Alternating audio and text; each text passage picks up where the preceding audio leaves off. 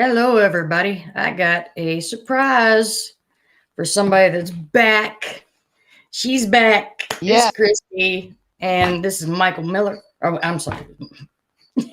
I'm Michael Miller, who's kind of a partner of hers.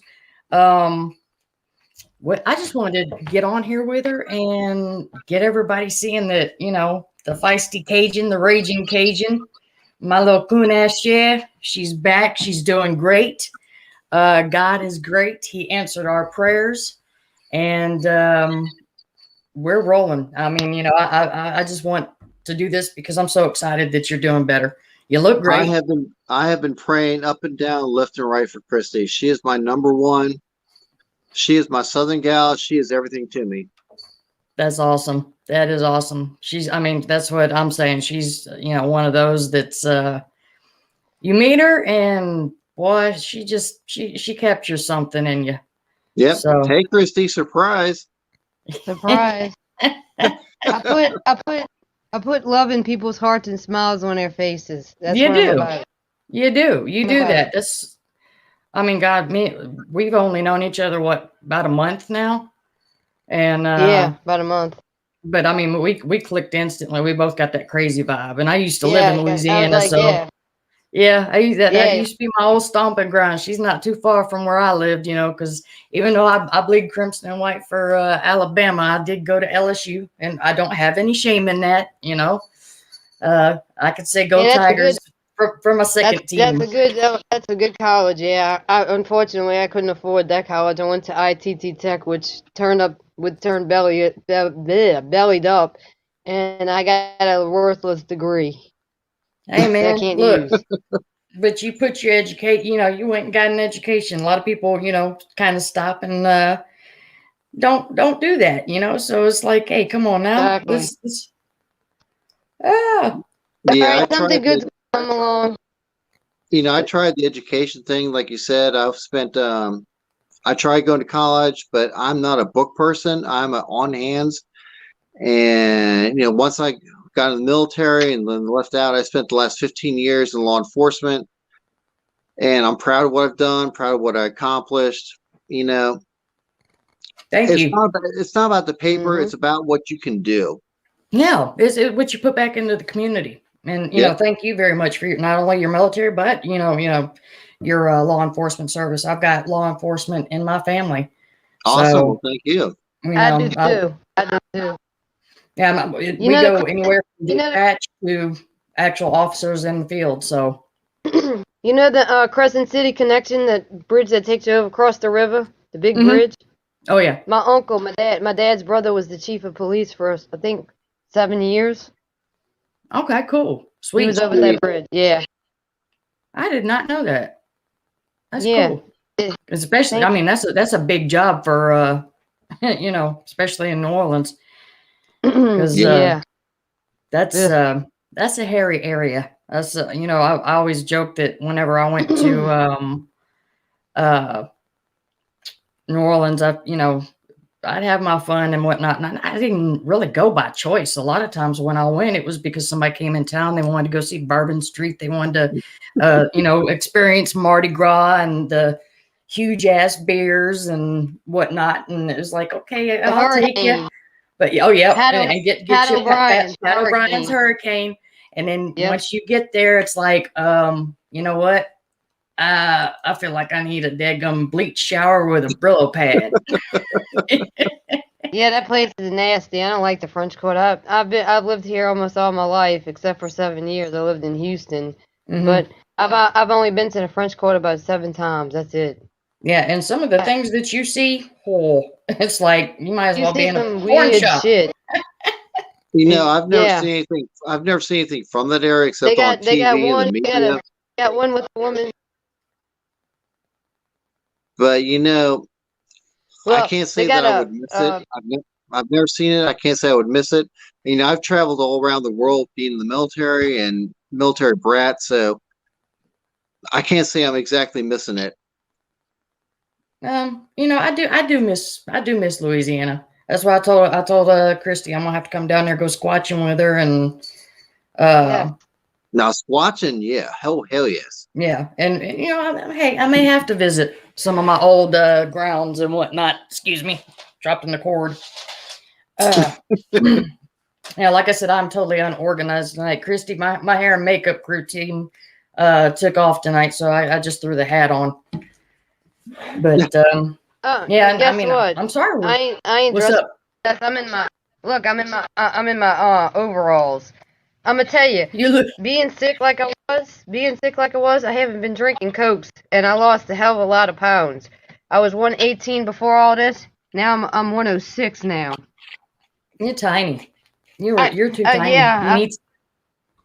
my dad lost a lot of weight too. My dad was like 125, now he's like 106, around my size. Yeah, they'll do that to you. You feel like just laying in bed, you might actually gain some weight, but it puts you the stress that it puts on your body, and that's why you don't need to stress. I'm glad you quit up cokes. I mean, my doctor keeps trying to get me to, but good God, between Dr. Pepper and Mountain Dew, that's my addiction. Those are my drugs. Yeah. Oh, guess what I've been working on today? What's that? Well, since this whole thing started, I've been a couch potato since March 13th of last year. I haven't worked since then, and I've been home taking care of the kids and the family, and I definitely got my COVID belly still. Well, I got colitis back in September, and ever since then, my appetite hadn't gotten right, and I've lost 20 pounds since then. So, oh, good Lord, look, it's doing good for my face. My face is thinned out, but with women, their best assets, are the first things to go when you lose weight. So, I would love to drop a good 20 pounds, but like Kristi knows, I just underwent right before Christmas. I underwent ankle and ligament surgery, total reconstruction. So I've been, couch bound. I can't really get up, do anything. I can't get out and go anywhere. I'm just under the recovery process right now. Yeah, I hear you. I love that. I saw that when you posted that earlier, Kristi. You just been sitting around drawing. Is that one you've seen recently, or is that just like one that you know? One that I know. Okay. Cool deal. He's cute. That's a cutie. Juvenile? No. Older guy. Oh, okay. He looks very young. Has like a juvenile look to it. Yeah. Now I got a picture. I need to share with you, but I started drawing it, but it's not as good as that one. It's like he's peeking around a tree. Mm-hmm. I love that. Wait, I'm gonna blow you up. I'm putting you on. Not me. Dadgummit. Where is she? God. That's what their eyes. Come on.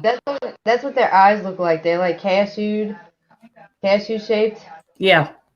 Put it up again. There you go. There you go. Show it up. There you go. Yeah.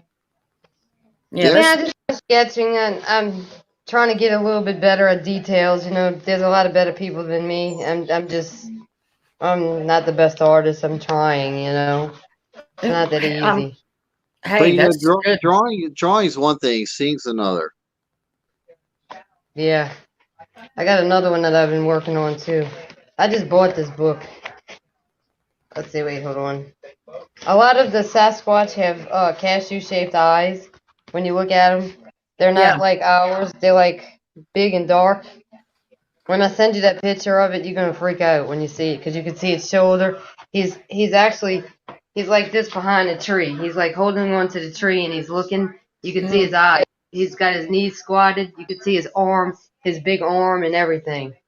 I want to do a show with Larry Batson and get him to, do the drawing Squatch with me, because I would love to see what he pulls from my picture of Big Red, or my sighting of Big Red.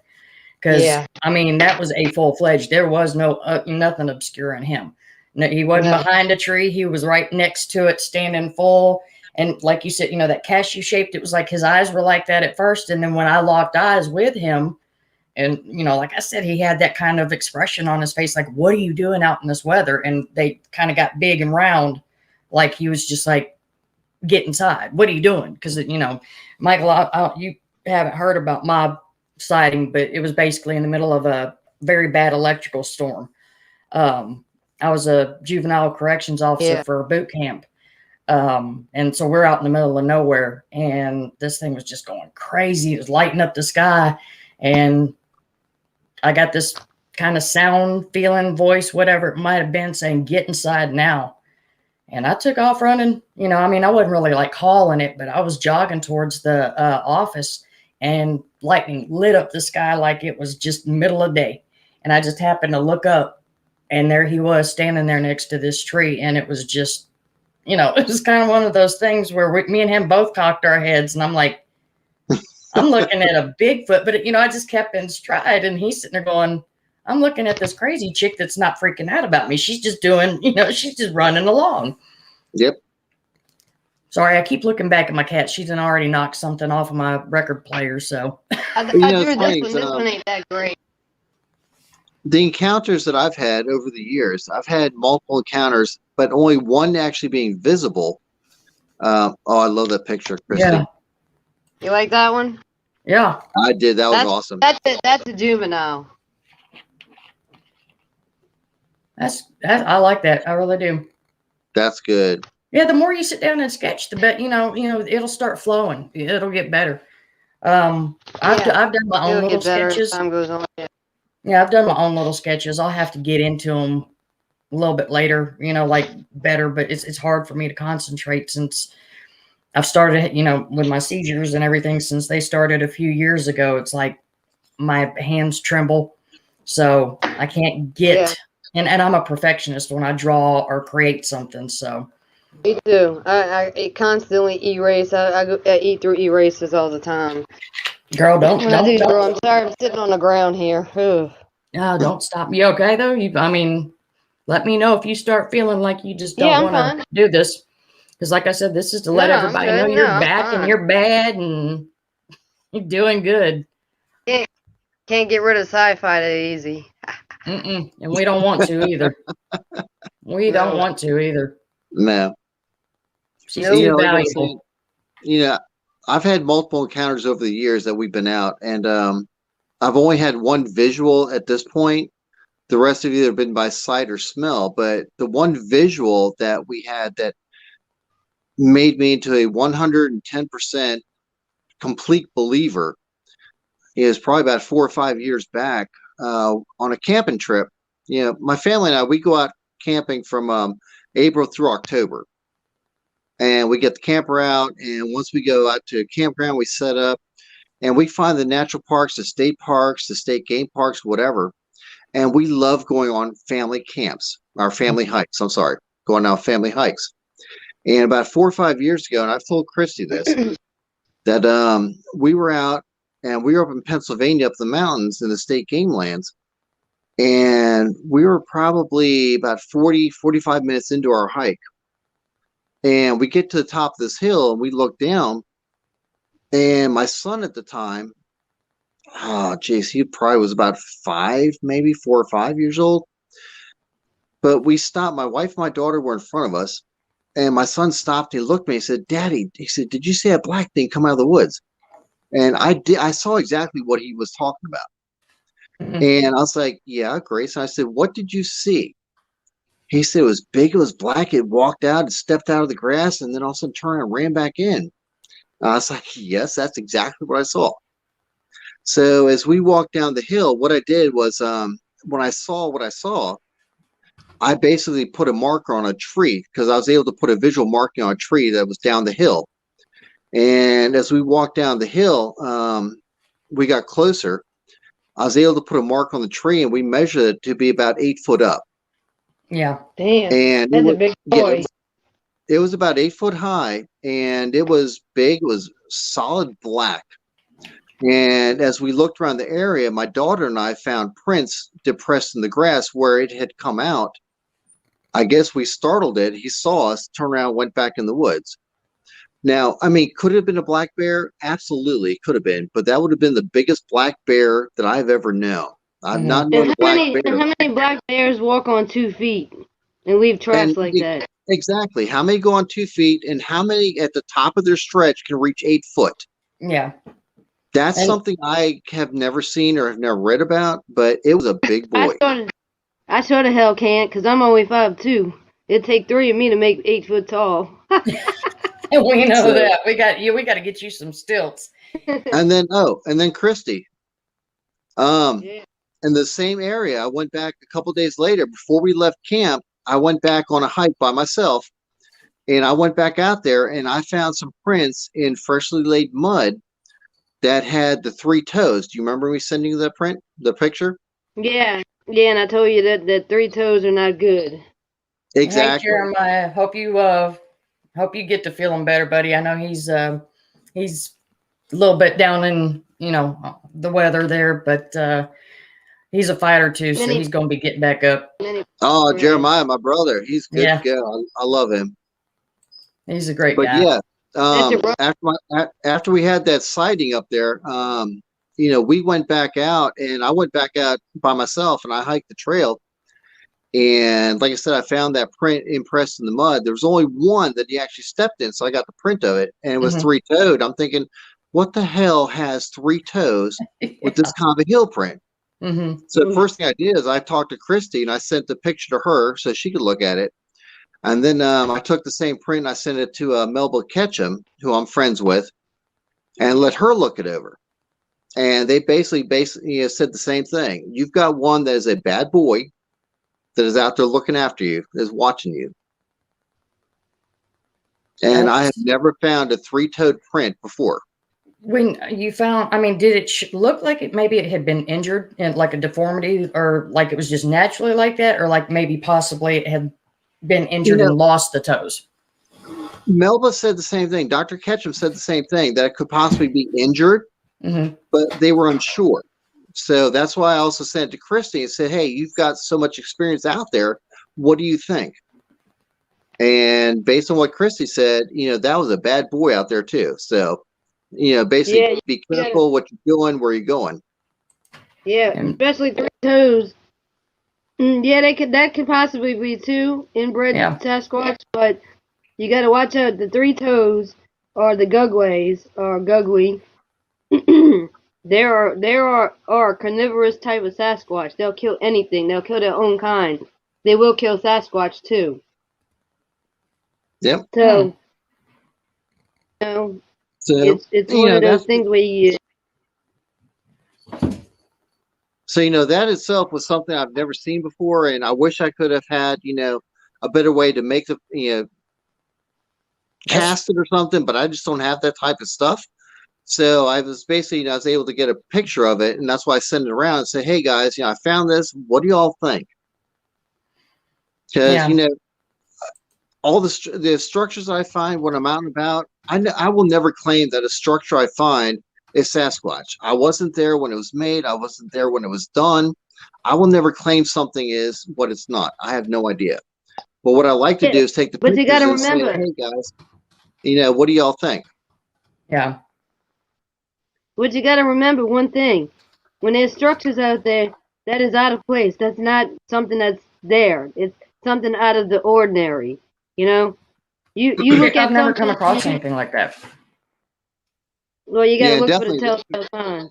Yeah. Right. That definitely was out of place. I have never seen or found a 3-printed, footprint like that before. That was unbelievable. No, I'm talking about the structures. Nobody's gonna go out there and build structures unless they hard up to get to be a hoaxer. But if you go back in the woods, you're gonna see telltale signs of everything, because it's not gonna be it's gonna be out of the ordinary. You know what I'm saying? Because the first time I stepped out in the woods to go looking for Sasquatch with Scott, I found that big footprint in the water. And then I found that big X in between the 2 trees, and I'm like, that's not normal. How the hell did that get there? Right. And I do the same thing. If I'm able to, I'm like, last year before all, COVID and everything, the pandemic took place, Grayson and I, my son, Grayson, we went out camping. We took the camper, we went set up at a campground, and we would go on daily hikes. And we went out in the woods in the state parks, and we found some awesome structures. And then about 8 months, I don't know, 8 months, 7 months, whatever. We went back again to go camping another time, and they were gone. They were removed. They were history. It's like they never existed. Kristi, I think you know who that is. I know it just says Facebook user, but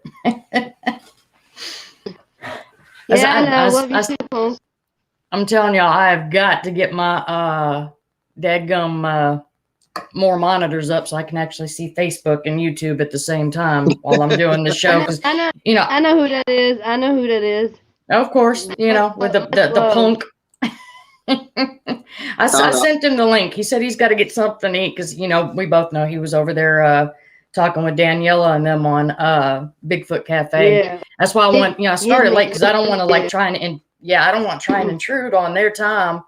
But I didn't want to run too terribly late with you because we know you need your rest, but making sure we got you on here. I'm good. I'm taking my medicine. I've been relaxing, except the problem with the damn dogs were barking earlier. They left the puppy in the house, and the puppy was just tearing it up with the dogs, and you can't rest to that shit. Yeah, trust me. I don't know about the dogs, but your 2 birds would definitely do it for me. Oh yeah, that blue bird, he is loud. He sounds like, I call him pterodactyl. Yeah, exactly. I went in there last night, and I wound up giving him some food, and he bit me, and I popped him in his beak, and he looked at me. He says, "No." I said, "You better not tell me no." Thank you, Jeremiah. I appreciate that. He seems like he's a character from when you were showing me and stuff. Oh yeah, he says shut the F up. He says, "Come on, Pussy." Yeah, he's bad. He's a nasty bird. Yeah, she's got some gorgeous birds, Amanda. I got a blue and gold macaw. He's mean as hell. I don't fool with him that much. And then we got a blue hyacinth.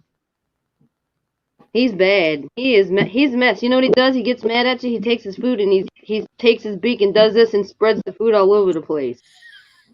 They've got such personalities.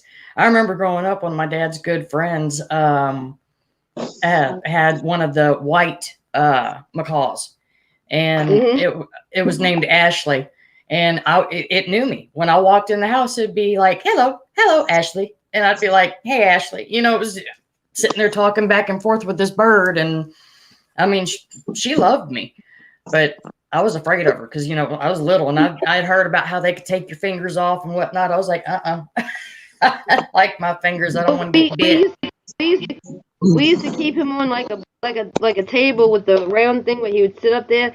So one night, my boyfriend comes down the stairs and he sees the bird shit on the floor, and he's like, "Did you take the bird off the thing?" I'm like, "No." He's like, "Uh-huh." He's like, "Come see this." So I seen the bird shit on the floor. So another night he came downstairs again, and he saw that the what do you call that the paneling on a house, the wood. He started chewing it off. So my boyfriend wound up looking at him, and he saw him like down the hallway, and he was creeping. He says, "I'm gonna fix your ass. I'm gonna put your ass in a cage now." So he was creeping when my boyfriend seen him.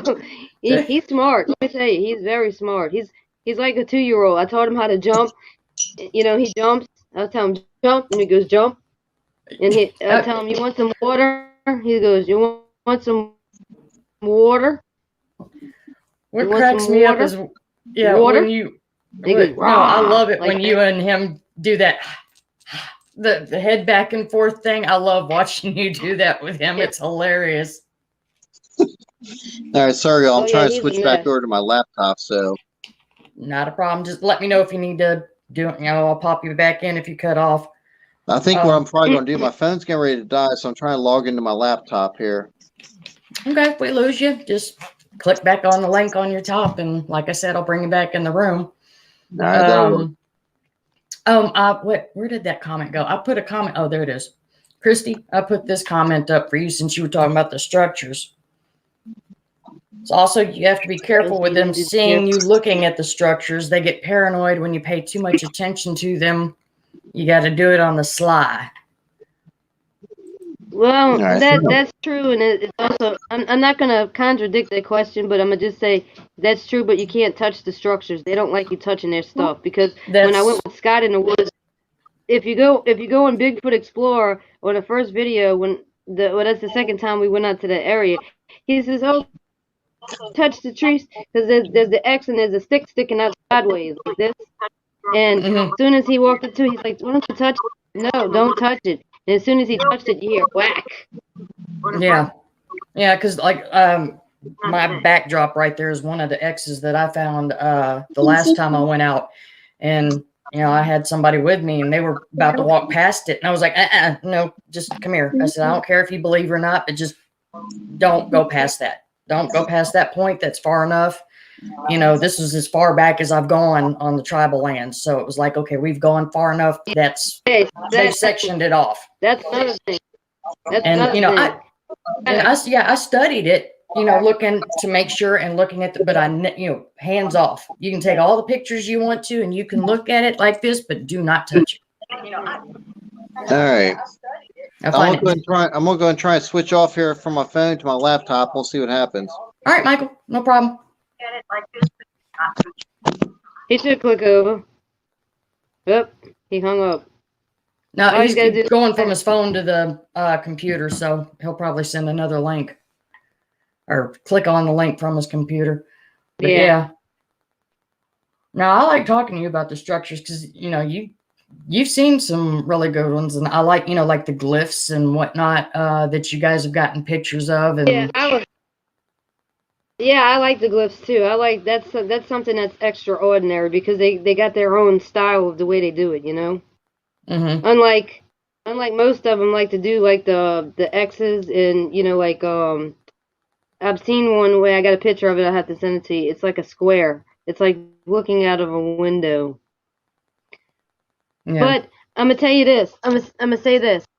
Now, when I discovered that I had this person that left a comment on one of the other shows that I did, I had learned some words off the internet from Kat Hansen. I know a lot of people say that she's a hoaxer, and she's not. Believe me, she's real as real can be.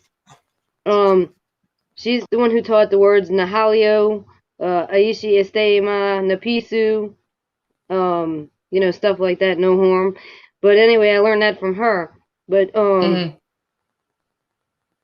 somebody said that I learned that my thing with the chemtrails and the glyphs together, I'm not the first person that saw that. I'm not claiming to be the first person to find it. I'm claiming to be the one that them glyphs that I found is the ones that match up to my glyph. So that's what I'm claiming to be. Yeah, you saw that particular one. Yeah. I saw that particular one, and then I'm claiming that one because that was my glyph I found. You know what I'm saying? And that person who don't that. Go ahead. No, I was going to say before we went live, like when you were having some signal issues coming in and me and Michael were talking, the hatred and just the rudeness and animosity that has been coming in with the Bigfoot community it's outrageous. It's ridiculous. Why can't you just let somebody say, okay, if you don't agree with it, pass on by. If you want to talk about it or debate it, do it like an adult. Don't insult. Don't name call. Because none of us, there's no such thing as a Bigfoot expert. No such thing. No, there is. There's no real experts in this. And guess what? Like I said, if they choose you, they'll let you know. That's for sure. You know what I'm saying? If they want you to know, they'll let you know. So, people like that, they just need to back off. Go get a life, Yeah. I don't have time for it. I'm not on your podcast making nasty comments and stuff like that. You know what I'm saying? There's no room, no time for it. I mean, my gosh, that's unless you got a Sasquatch sitting right next to you to tell you all this, I don't want, Exactly. just keep, why you gotta get your panties in a wad? Yeah, go sit in the bathroom and yell at yourself in the mirror. You know what I'm saying? Yeah. I don't like people that do that shit myself. Yeah. That's why I come back and I make a comment. Yeah, a lot of time I ignore them, but please send me. I like. Oh gosh, I love him because No, go ahead. No, I was just no. Sorry. Me and you, when me and you, we do this all the time. We start talking and getting going. But yeah, it's, Jeremiah has blown up my inbox with sending me some awesome footage. I mean, I've just been like, damn, son, because he did a live video the other night where he was out, walking in the snow and stuff, and just everything that he was showing on that. And I started commenting on it, and of course, I had, me and him were doing the show. He was on the show Wednesday night, and wow, I mean, some of that. It was just crazy. The things that he had were so mind blowing. And even then, like, he showed some eye shine that was real good. Yeah. And Oh, really? I turned around, I was like, dude, I said, you're focused on that one. I see two more in there. And then he went back and looked at it. He was like, you know what, you're right. And I was like, you could tell they're further back and like, they're different heights. Cause you had this one that was way up here and then you had something over here. And they were blue, gorgeous blue. Yeah. And I was like, wow, they got excited. I get excited with stuff like that. That's why I don't ridicule people, because everybody has their own way of doing it and how they do it. And that's why I don't bash, but there's several that I dislike, and I won't name names, but I would tell you this much. You will know exactly when you come across something like that. You'll definitely know the realism of it. It's not something to be fake about, and I'm not here to try to prove their existence. I'm way beyond that point now. Yeah, I'm into it too deep now. I'm out there to keep their safety. Mm-hmm. That's what I'm about. I'm not about killing none. Yeah, so I mean, we definitely aren't in this for the money. I can tell you that much. No. And I'm not in it for the money. fame either, because there is really no fame. No, there is no fame. That's why I don't understand the animosity and the rudeness that comes with some people. Because people are jealous, because people want to be the first one to claim this and that and everything else. You know what? The hell, who cares? You know what I'm saying? I don't care. My deal is, I know they real. I've had several encounters with them. I've had the rocks thrown at me. I found footprints. That's all I need to know, Yep. And they're not harmful people unless you cross them in the wrong way. And if they don't like you, they'll let you know it. Oh, yeah. I'm sorry. And there's one particular person. There's one particular person that thinks he's going to be claimed to fortune. Let me tell you something. He's got a rude awakening. I think I know who you're talking about. Yeah, you keep messing with the Sasquatch in that way. You rubbing them the wrong way, and they know. Believe me, they ain't stupid. Yep. I'm trying to find somebody. Forgive me, I'm having to look through on my phone to see exactly what names go with some of these comments. I don't know. Who was that said living rent-free in her head? I don't know who said that and who are they talking about? And what are you talking about? There's Michael. Michael's back. You rubbing them the wrong way, and they know. Believe me, they ain't stupid. You got it, Michael? You trying to find. Are you playing me? You're on it. Mute. Forgive me. Hit mute on Facebook. On my phone. Am I here? Yeah, hit mute on your Facebook. Turn it off on your phone. Am I back? Yeah, turn your phone off. Type it in a message.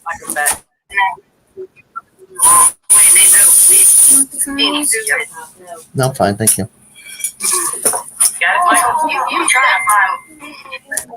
I just sent him a message. Turn off your phone, Mike. Need Facebook. Hold on a second. I'm worried. I'm not a techie person here. That's okay. You said meet Facebook. Where the hell's Facebook? Or whatever's playing. Oh, right there. Yes, Right where? You're on Facebook. Oh, crack up. Here's Facebook. You gotta turn it down. What? Facebook is right up there. In the corner. I see Facebook in the corner. Where's the mute button? No, just turn your phone down. Turn the volume on your phone down. Yeah, he's muted. Yeah, On your that person like that any said- other page that's playing. I don't know who that is. Oh, there we go. Wait. It's not me. What I meant was those haters who are constantly with that nonsense put too much brain power to nonsense where you are actually living rent free in so their now head. I'm unmuted. Can you hear me? Okay. Okay, cool. Okay, yeah, you sound better. Hello? I was about to chime in on that one. We got I was about you. to say. I was about Hello? to chime in on that one, but saying something about You got me? You got it? We can hear you. We can hear you, Michael. You're good. Yay. A little bit of a lag, but Finally, we can deal thank with you. it. I You hate got computers. it. I am not. Oh, stop it. I am not a techie person. Thank God for kids, though, huh? You know I gotta give you a hard time. Hey, Grayson. So I got my kids be Grayson, come here. Kristi saying hi. Hi, Kristi. How you doing, sweetheart? Hi, Grayson. I'm Good. Ashley. There you go. I know. This is Ashley. That's Kristi. Okay. And Kristi has a nasty stick in her hand. It's smoky treat. Oh, yeah, my daddy's a computer person, but I am. Daddy's not watching. After the show, I got a special message for Grayson. Oh. All right, Amanda. That's my best friend. We'll Uh-oh. talk to you later, sweetie. Thank you for swinging by and watching. That's my sister. You're welcome. You too, Amanda. What? He's What's the "You're welcome." message? I'll give you the message after the show, sweetheart. Oh, okay. After the show. What's this? So I'm back on the laptop. I am not a techie person, as you know. So I'm back. Oh, stop Okay. it. Well, I want to say to Wait till I show who you. made that comment, you're right. It's basically, if people are going to give you that time to really put the energy into putting you down, you are occupying, you got free rent in their head. And if there must be guess something what? about what you're It's called- saying, if they're going to put that much energy into it to the point where, Yeah, but guess what? They accompany misery. Misery likes to spread itself out to people. mm-hmm. You know, That's why, if I don't like somebody, I don't think about them. misery. If I don't like what they say, I don't take my time to sit there and worry about it. Life's too short for that. Comment about the shit. Exactly. Yeah. It's called Get a Life. Mm-hmm. Pretty much. It's called Get out there and do something. If you got to make All a right. comment about somebody's shit, you need to get out there and explore it yourself. Telltale signs. Oh, And yeah. guess what? If you got misery hanging over you, you stepping foot in the woods, you ain't gonna have a good encounter. Them squatches are gonna come after your behind. Either and they that or know they're it. going to head the opposite way. Where's my squatching girl at? Sarah, come here. You gonna be on a live show? So when do you We have can't see it. clearance, Kristi, when you can actually, start to do some walking in the woods, I mean, of course, we don't want you going alone, but No, in a couple of weeks. okay, cool deal. I can't wait for you to get back out there. Yep. See what Yeah, I hope to Yeah, get me back too. out soon. Yeah, I hope to get back out soon once my ankle and ligaments and stuff heal up. See, I've got a few just areas I'd wuss. like to go to. Yeah, no, right now I'm serious. I mean, I would love to be out, but it's cold, it's wet, and I just, hey, I'm gonna stay in the warm house. Yeah, I've been looking at It just a rained few over here, too. areas I want to go hit. I've got a few Yep, new you'll areas I find- want to go Mike, look at. Mike. Interesting. Mike, you'll find the right area. You're gonna know it. You're gonna know it in your heart, dude. You're gonna know that's gonna be your area. We have one area near us that's probably over 21,000, 25,000 miles. I mean, it's a huge area, square miles. And I've gotten some prints in there and some structures and stuff, and it's great. So I want to get back out there, but I've got a few new areas I want to hit too once I get better. Yeah. That's I've been kind of concentrating on one certain area lately, when it's nice and I have gotten out. But then there's, a couple other areas that I've been getting reports from. People have been contacting me saying, hey, I've got this going on. I've got that going on. As a matter of fact, my friend Amanda, she's got stuff going on. But her husband's an avid hunter and they've got a lot of property. So it's, he's like, you're not scaring none of my game off. So I got to wait till all the hunting seasons are finished and done with. And then I can go out there and I'll set up camp and, do some good investigating and see what's going on. Cause they haven't had any sightings. It's mostly been game camera set off with nothing in view. Lots of vocals that her husband's caught some really great vocals when he's gone out at 4:00 in the morning hunting. Oh, Jesus. Yeah, and they seem to holler at that time in the morning while everybody's sleeping.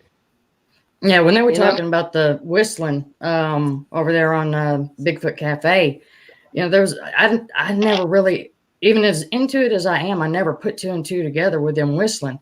And there was one night when, I've got a real high pitched, just quick whistle that I do to call my fur babies in when they've, run out. And it was 3:00 in the morning and I did the whistle and they come running, but then there's somebody else, coming from the pasture. And I'm like, why is this jerk trying to call my dog? Are they mocking me, trying to call my dogs away from me? And so I did it again. I put the dogs in the house. This went on for 2 hours and I would change my whistles and everyone would come back the same way. And I was just like, what is this? And then it's like towards the end when it started slowing down within I gave one whistle and it was like right there kind of in the center of the pasture. And granted, I'd been there with my flashlight looking and I never saw a person. And then there was another whistle and then I gave one out. And when it answered, it was like further down the pasture going towards the lake with in that amount of time. I was like, oh, wow. But I never put two and two together about it wasn't some jerk, trying to call my dogs away from me. It was possibly a Sasquatch. Yeah, I've gotten, for me, one of my most favorite areas, obviously, is since around here, is in Pennsylvania. Pennsylvania has some awesome areas. Lots of mountains, lots of areas to go to. And I've got some great structures up there. We've gotten, sounds. We've gotten smells. We've gotten all kinds of stuff up that way. For me. What did you smell while you was out there? There was a few times that, a couple times here in Maryland and also in Pennsylvania, we've been up and about. And hold on a second. Grayson, what? I love you too, buddy. Thank you. My daughter and I went out one time and we got out there, started hiking about, we were about 40 minutes into our hike. And all of a sudden we got this horrendous smell. It was musky, skunky, dead meat. It was the most horrific smell that we've come across. And yeah, you laugh, Chrissy, but we got the smell that came across, and the first thing my daughter did was look at me. Rodney meat. I don't know. The first thing my daughter did was look at me and was like, "Daddy, what did you do?" And it's like, it wasn't me. I swear, I didn't do it. Did you rip one? No, I did not. I was innocent. But we looked at each other. And it's like the smell was right there, and it just like from one side drifted across to the other, and all of a sudden it was gone. It was hidden. Out of nowhere. Yeah, my wife and son were about 15 feet behind us, and they didn't smell a thing. It's just my daughter and I were and it came across and it was gone. Mm-hmm. And there was another time Sarah and I were, when we were up in Pennsylvania, the state game lands, hiking down the trails. It was just her and me. And all of a sudden, this smell again came across, and we both just stopped and were like, what in the world does that smell? Yeah. and nothing around us. We didn't hear anything, but the smell came across, and we're just like looking like, what is that? And we couldn't identify it. But again, it had that distinctive scent. You farted. I probably did. I mean, Got a we're camping. Squatch. You got a Squatch in your pocket. You pooted. You I didn't go. probably did. You didn't go. You went pwah. I mean, and, no, that's funny because I've smelled without seeing and I've seen without smelling. So I'm one of those that thinks that it's a defense mechanism or just something to kind of say you need to move on. You're in my territory. Yeah, Right. they do have a scent gland that actually sprays that stuff and it makes people want to leave and throw up. And infrasound too. When you have infrasound, the infrasound is what makes people like go crazy. disoriented. I had one time it was on one of the past shows with Carl Gotro. He played a noise like woo woo woo woo. I heard that noise way before, and I said it before in one of my videos before I talked to him. And when he played that sound, it scared me to death. I didn't like that noise. Yeah, I heard it when I was at a cabin. Patrick was there too. You remember the Dyatlov 9, which were the Russian students back in was it 59? Yeah, Yeah. the Yetis, yes. Yeah, and people, they've got so many different stories as to what happened to it, whether it was, actually a cryptid that got to them. I think the final report that they released here recently was that it was an avalanche, but, they talk about the slope wasn't that good enough grade, but then they talk about they dug into the side of it, so it did create like a flat, I can't remember what kind of avalanche it's called, but it's just basically where it shifts and slides. But, Right. if you look at a couple of things, they said that even the wind, the way it came across the top of the mountain, it created an infrasound, just the way it bounced off the ground and whatnot. And plus, they're sitting there. Night, Jeremiah. Thanks for hanging around for a bit, bud. Good night, Jeremiah. Thank you for the prayer. But, it talked about possibly those infrasounds along with the possibility of hypothermia, making them go crazy and delusional and actually attacking each other. And then those that survive the attack upon them going after each other succumb to the elements afterwards, which to me, it sounds a lot more probable than a cryptid, because that's one hell of an attack for, especially if it was not a provoked kind of situation. Yeah, Right. Go ahead, Mike. No, it's fine. Go ahead, Chrissy. I was gonna say about the picture that they had of it was supposed to be a Sasquatch. They come to the conclusion that wasn't a Sasquatch. That was one of the students in the background. Yeah, You can see it looked like it's walking. Yeah. And they were bulked up. They had a lot of clothes on, even though people in that area are used to the cold. They still, I don't care how used to the cold you are, you can still get hypothermia one way or the other. So you do need to have your clothes on, and of course the right clothes, because it's, Patrick, with him being, primitive survivalist. He says cotton kills. So, Yeah. Yeah. You got to take all that stuff into perspective as to what were they wearing? What were they sleeping in? Just you really got to examine things. And that's one thing that also, not just the animosity that's been growing in the Bigfoot community, but also people making a monster out of Bigfoot.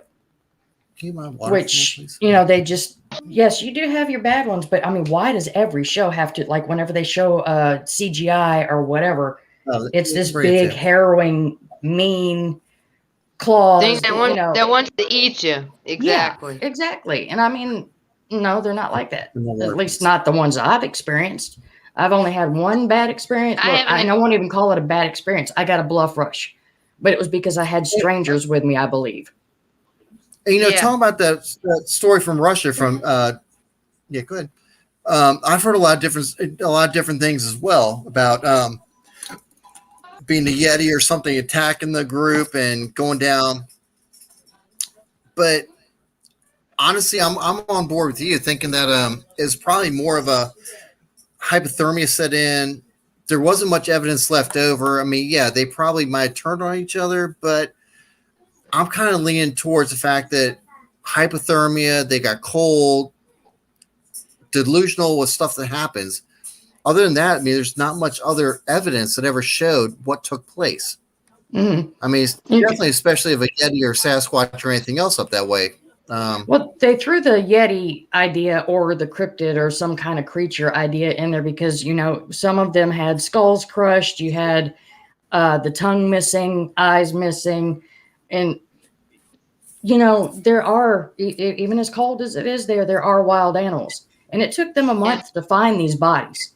So Right. who's to say when that tongue or when those eyes went missing? And if, you know, I'm sure it was before, you know, a snow did come and cover them up.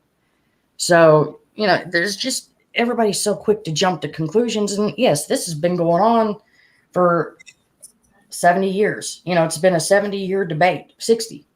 Yeah, because it happened in 59.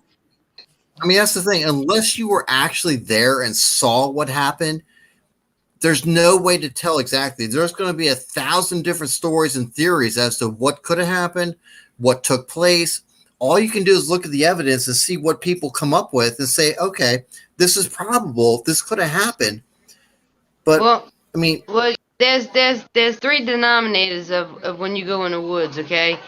It depends on who you are, what you carry around you, negativity or positivity. I'm sorry, that's my nephew. Positivity. You walk in there, and if you're in a bad area where they got children, they are gonna become aggressive, and they don't want you around their kids. So 9 out of 10 times when you walk in those woods, it's who you are, it's where you're going, and where you're stepping foot at. Because if they decide that they don't want you there, they're gonna let you know for sure. You know, it's not whether, okay, I'm gonna walk in the woods and I'm gonna look around. If they got kids there, they're gonna be like, raw, you know.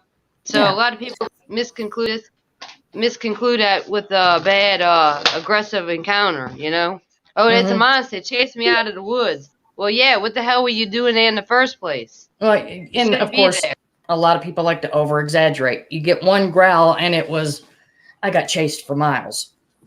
Yeah, You know, and it it's was just like, not. and you actually, got chased Kristi, for miles. I think, Kristi, the last time I went out, the last time I actually went out in the woods was back in March before all this crap took place with the pandemic and stuff. I think I had sent you some photos of stuff that Grace and I found and some other info. And you, Yeah. for some reason, I keep thinking that you saw this, and the first thing you told me was, be careful. Because of what I told you, what I explained, I saw the first thing out of your mouth was, be careful what you're doing and where you're going. And you Yeah. gave me a stern warning about going back out there. I warn people, yes, you got to be careful. You got to be careful where you step foot at, because if you don't know where you're going, if you don't know the topography of the land, first of all, if you're going to step like in Indian burial area, that's not good. You know, you're disturbing something that's of unknown forces. You know what I'm saying? So just make sure you do your history on the land itself when you step in there. Anytime you go hiking, whether you're going squatching, whether you believe or not, you know, you need to have you need to have situational awareness for one. Always have your head on a swivel, because you've got wild animals out there. Yes, that too. That we do know exist. You need to know, like you said, the topography of the place. You need to have a map. You need to have GPS other than your phone, because of the fact that you could lose signal. But, you know, if you have a good GPS that's actually connected to satellites, you can still find your way.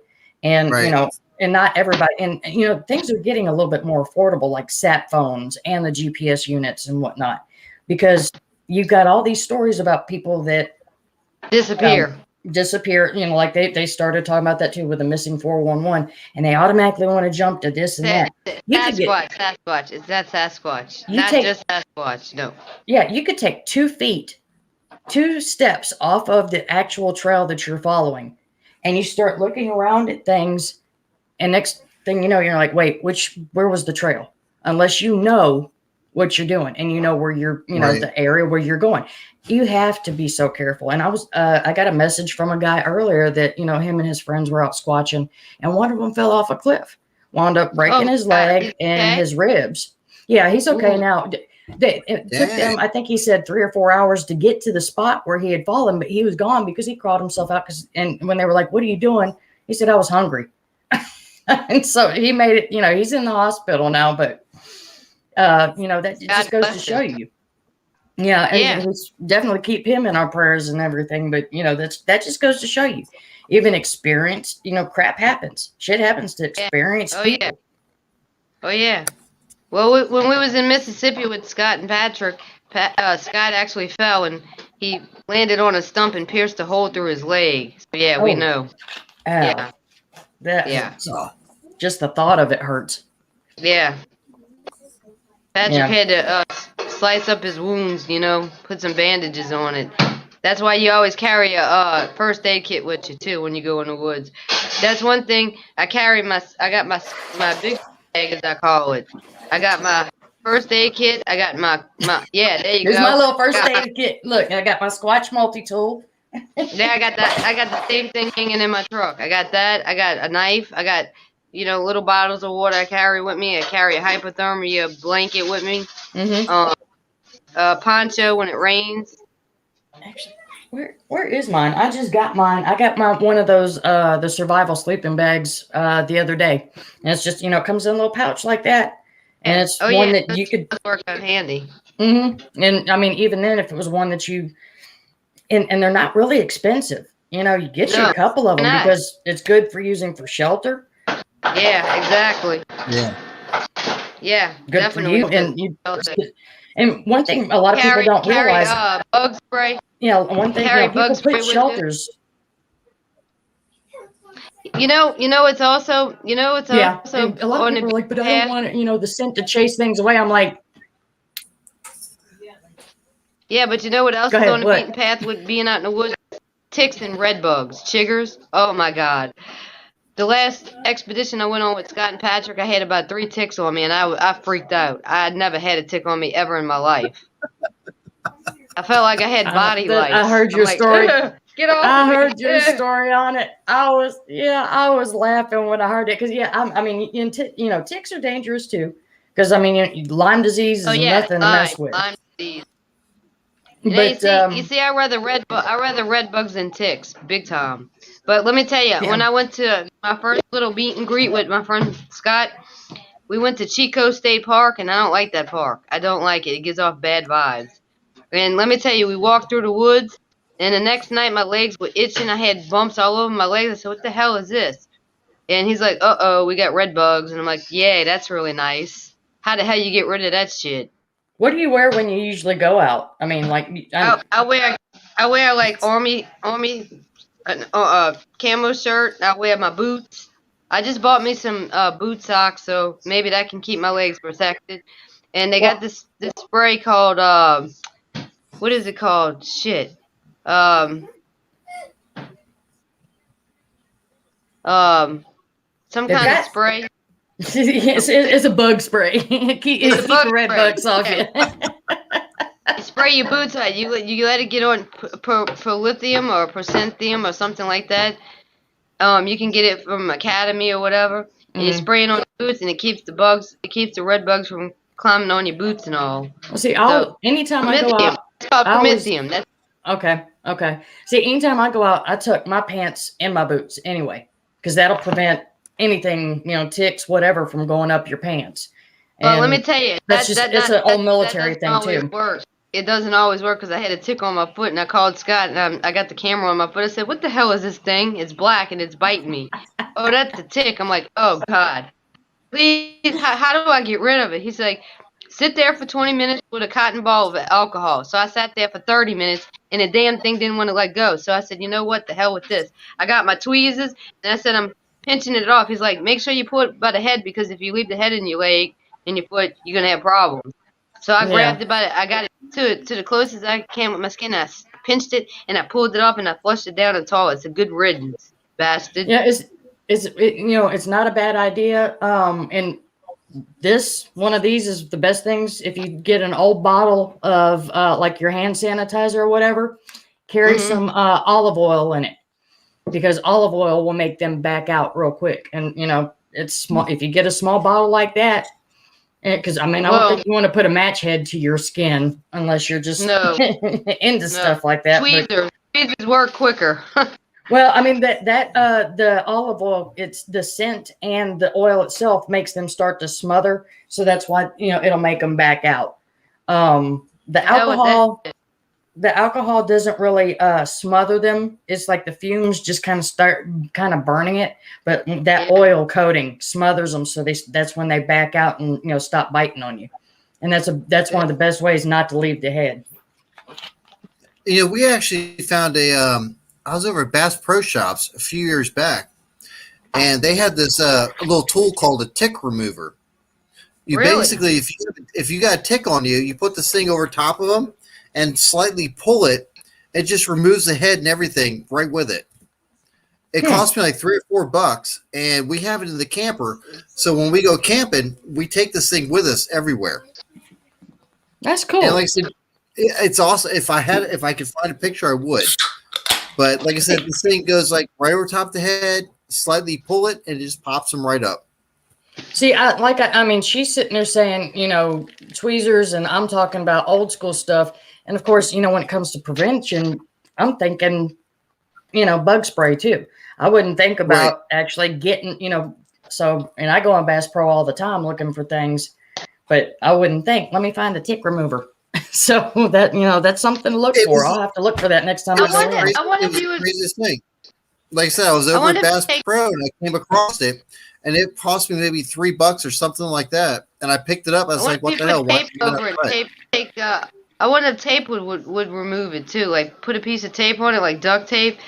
Grab that bastard with the stickiness and pull it off of you. I don't know.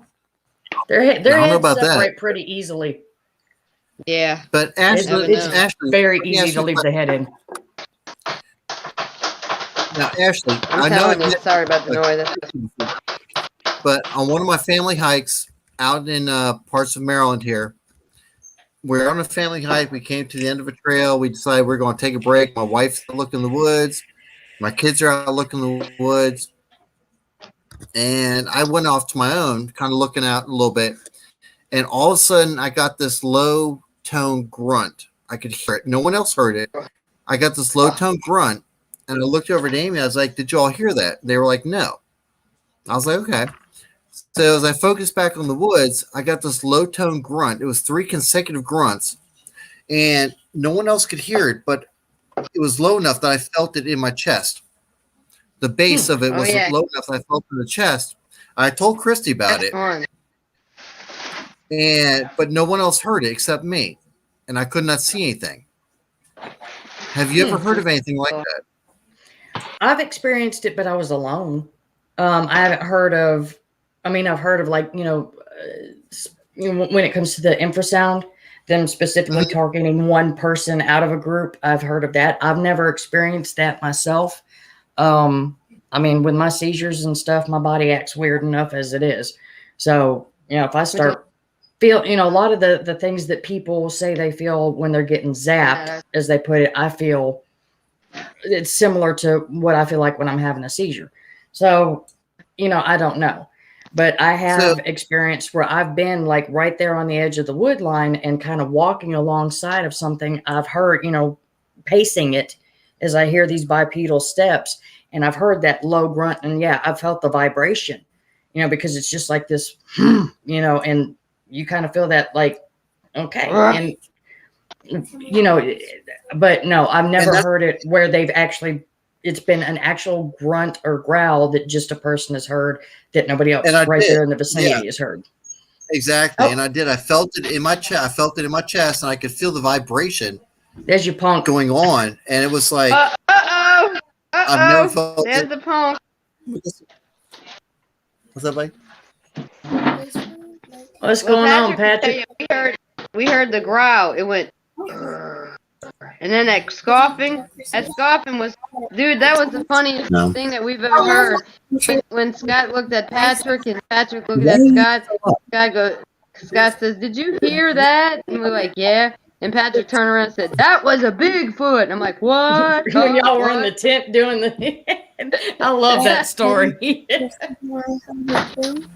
But you It's didn't kind hear of I love when he said, claustrophobic. "That was a Bigfoot." And I'm like, You "Oh what? my God, we what 40 yards or 60 yards?" It's kind of claustrophobic for me because I'm moderately Yeah, because claustrophobic. your ass was laying down clacking the sticks. I had no room. I was in the corner of the tent thinking that the damn Sasquatch was going to grab me from the corner. And I was up against the wall, the front wall of the damn tent, and I got Scott hovering over me and literally covering me with the camera, with the camera. like this. So the camera is right over me, and it's covering my head, covering all of this, and then I have a tent, and I'm right here, and I'm all, and I was scrunched. I was scrunched, and I can handle tight spaces for a certain amount of time, and then that's it. I got to get out. Yeah. Once that oxygen's gone, it's like, okay, I've used it all. I got to go. I can't even wear. No, I understand what you're laughing at. I can't even wear a wristwatch because it sits there and bugs me and nags me to the point that I got to take it off. I can't do it. I can only do it for a certain amount of time. And like with my necklaces, I can wear them unless they get up here. That's why, like a lot of times you see me adjusting my shirt because I can't stand it right there. Yeah, I can't stand it right there either.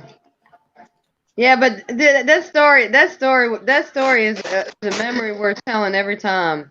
He goes, "Did you hear that?" And Patrick's looking at Scott, and Scott's looking at me, and I'm looking at Patrick, and he's like, "That was a Bigfoot." And I'm going like this the whole time. I'm going, Kristi's talking shit, but her mouth was open, her eyes were this big. She's like, it what? What? That's like, I don't know if you saw my comment, but when you were on the Bigfoot Cafe and they said something about crazy activity or people doing this or doing that, and I put the comment up there, I said, "You mean like when somebody says, 'There it is,' and takes off running after it?" Because I've heard somebody doing that. That's another one. And look, let me tell you that there was another time that was hairy when we were stepping on the we lost Patrick. Yep. I lost when we was out when we was right there, I think where was that at, Mississippi? The one that stepped on the gravel and you grabbed me and pushed me back and you scared me. Like, it's on the gravel. Do you hear it? I'm like, yeah, just kick the rock. That was a hairy situation, So I was like, damn, yeah. What? Central Louisiana. That was Central Louisiana is where that was. That was Kisatchie, yeah. Kisatchie by the pond. Layton said, Well, I wasn't watching the chat. I was so busy trying to open the dialogue and do the subject matter that I wanted to do justice. Yeah. I wasn't watching the chat. But if I understand, someone got a little irate. And so I had to call Gary, and I'm like, "Hey, Gary." And Gary actually called the guy, and he called me back. He says, "No, the guy's not mad. He's putting everything in caps so everybody can see his stuff." I noticed that. And I'm like, "Well, I'm not. I'm not stepping anybody's toes." What, somebody got irate on the last show with Daniela? Well, someone really didn't like part of the discussion, I guess, or perhaps my asked to take a hike and move on. Some of it I couldn't take, or I couldn't understand or follow who was upset about what at points, because I was sitting there like, okay, wait, are they mad about this, or are they mad? And then Gary had his piece, what he said, and I'm like, what is going on? That's when I turned around. I talked to Kristi. I was like, "You about ready to go live?" Yeah, it's getting crazy over there. Yeah. Well, this person was evidently they lean towards one side of this, and they have their own understanding, and I'm reporting facts that I witnessed, and then I come up with a theory. Well, this person is attacking a theory like it's science, and I said, "Look, this isn't science. This is the prelude to science, which is theory." Okay, so you really can't attack that, you know, from a scientific way. Well, it's not even anyway. And the person wasn't mad. Actually, it come out that Gary called the guy. I'm not mad. I'm just trying to, and we're actually going to do a show. I'm going to do a show with this guy, and we're going to discuss all this. Okay. Good. You have to let me know when that is. You give him the front. You give him the front and let him know where the shit stands. You hear? I'll be in that chat room. Well, the controversial. Right. Sorry, y'all, I'm back. We're not going to get anywhere sitting in a comfortable setting discussing the same things over and over and over. We've got to have a dialogue of how come I can show someone a deer track and it's a deer, and I show someone a hog track, it's a hog, and I show someone a Bigfoot track and it's those don't exist. Okay, and I even said that on camera in Mississippi with Sci-Fi standing next to me. How come? And that exact statement is on video, and we're looking and standing over a Bigfoot track with Sinai standing there next to the track with an X 60 yards away over our right shoulder. Mm-hmm. Oh, do I think I know who this is? I don't think the one who was debating you? I have no idea who it is. The comments, I can't remember the name of who it was, and I wouldn't say it anyway, but it was just the comments kept coming across in all caps. And the reason why they kept doing them in all caps, from what Daniela said, was it because they were wanting to get noticed. It was like they weren't trying to yell and be offensive to Patrick. They were just trying to get noticed because they wanted their question answered. And it's, when you're running a show, and I mean, you look at Bigfoot Cafe, I don't have that big of a problem because we don't get that many viewers on my new show. She's got 100 people sitting there watching it, and all these people, and I don't know how many moderators she's got to help her with the comments. But I notice a lot of times it is hard for her to put comments up. Well, what kind of comments were coming in? I mean, is there any interest in the dialogue I started, or what? I was listening to you a lot, so I didn't really, like you were saying, I didn't get to read a lot of them until attention was brought to them. And I was making comments backing you up because, like, when Daniela was saying something, when she was questioning you about the hands on the tree. And I'm sitting there, I even told her, I was like, if you want somebody to, kind of back up what Patrick's talking about, let me come on the after show. Because I take pictures of what deer, what bear, what hogs, and I do what natural, animals do naturally, and I take pictures of that so that I can say, okay, this is what this is. That's why I know that this is not a hog. This is something different, and also because this is what's in the area, And I've come across places just like what you did, but I mean, the bed was probably for about 8 hogs. And I backed out of there quick because I was like, I don't want them to come back. And, there were a lot of the trees where they had been rubbed. You could see several of them where they wake up and they're getting their stuff going and they're getting ready to go out for the day and start looking for their grub. And it's just like, wow. But that's part of situational awareness. And that's part of you teaching it to people. You take those pictures for that reason. Well, what would be your answer to the psychology behind what we were discussing? Michael Miller, I want to know your answer, if you wouldn't mind. If I showed you a deer track, a deer rub, and a deer scrape on the ground, what would you say lived in the area? Well, if you show deer tracks and deer scrub and stuff, a deer. Okay. Well, if I show you a hog track, a hog wallow, and where a hog is rubbing on the tree at, what would you say lives in that area? Well, definitely a hog. Okay.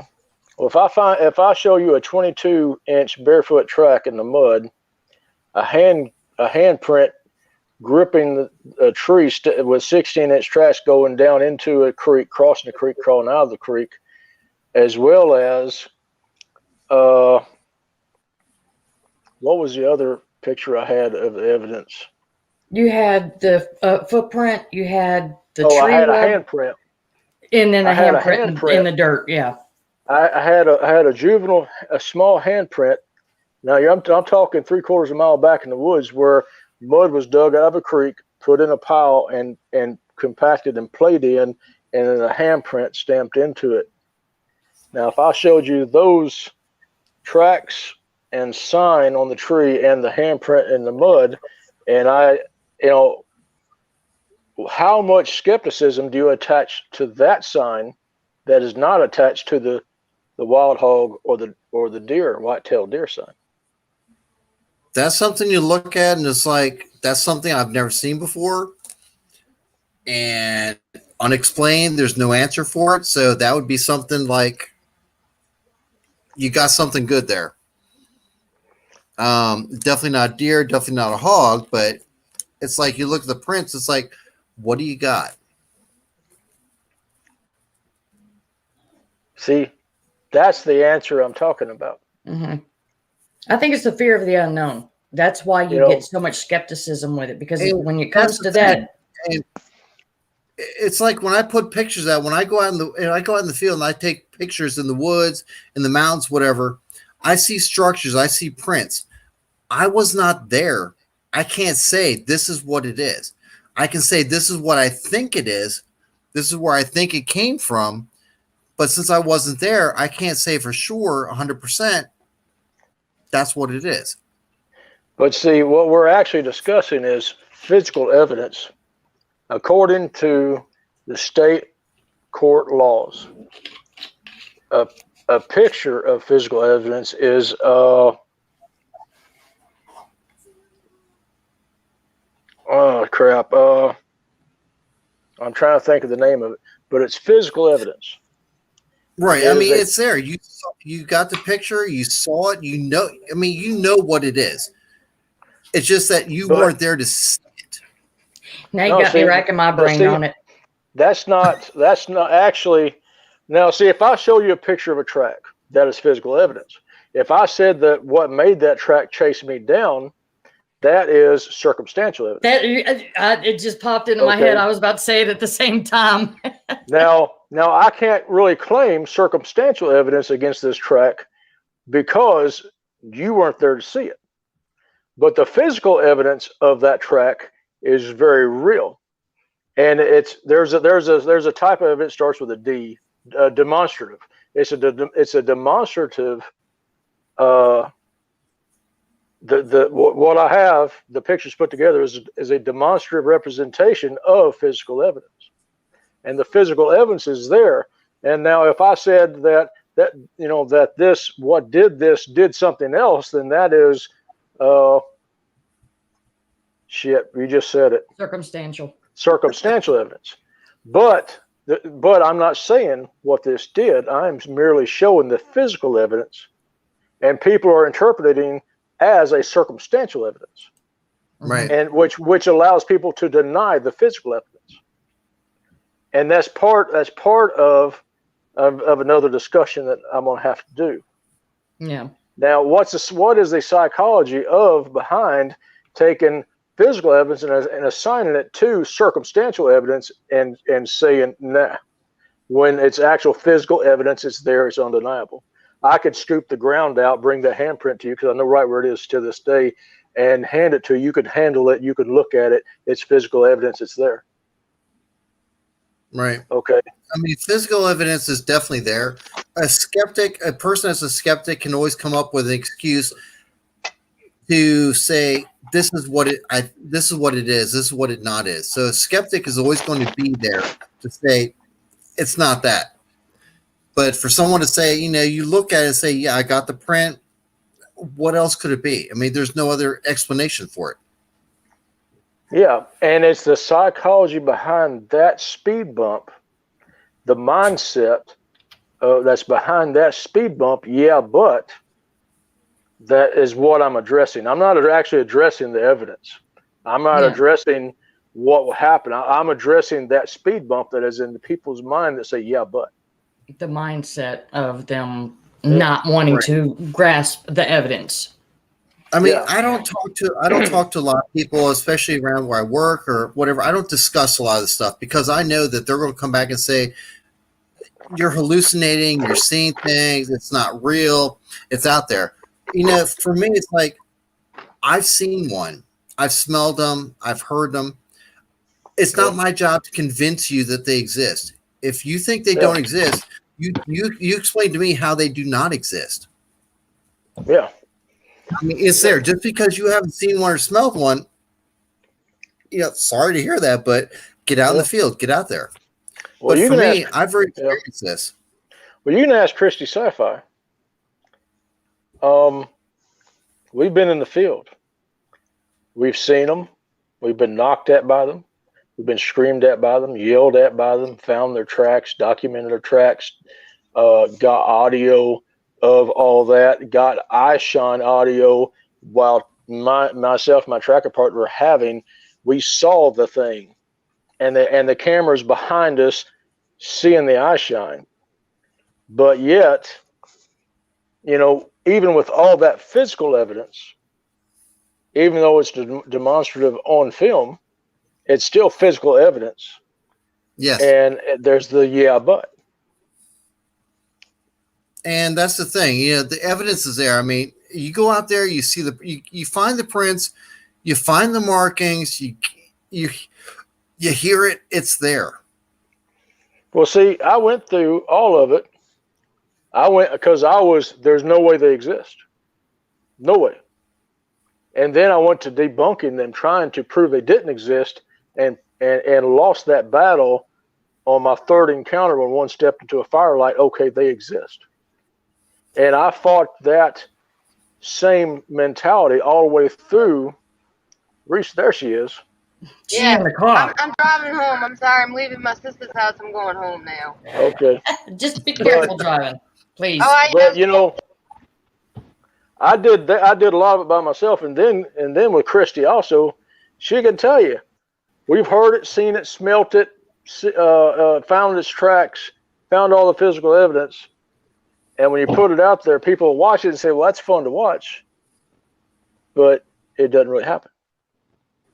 So, the psychology behind that is what I'm wanting to address, and I want to understand it from people like you, Ashley. What is, and I already been there. I understand it. And I'm not throwing it out there because it would be rude, really. Because for me, it was for my own agenda that I didn't want to believe it. And it's hard to make anybody, you can't take that and show that to anybody. They have to discover that for themselves. That they have to get out there and experience it themselves in order to see that they're real, that they live, they just like us. Well, that's why we did our expeditions. We could take the viewer out there and show them what we're finding, and showing the physical evidence, showing the circumstantial evidence, showing everything about it. Put on your lights, asshole.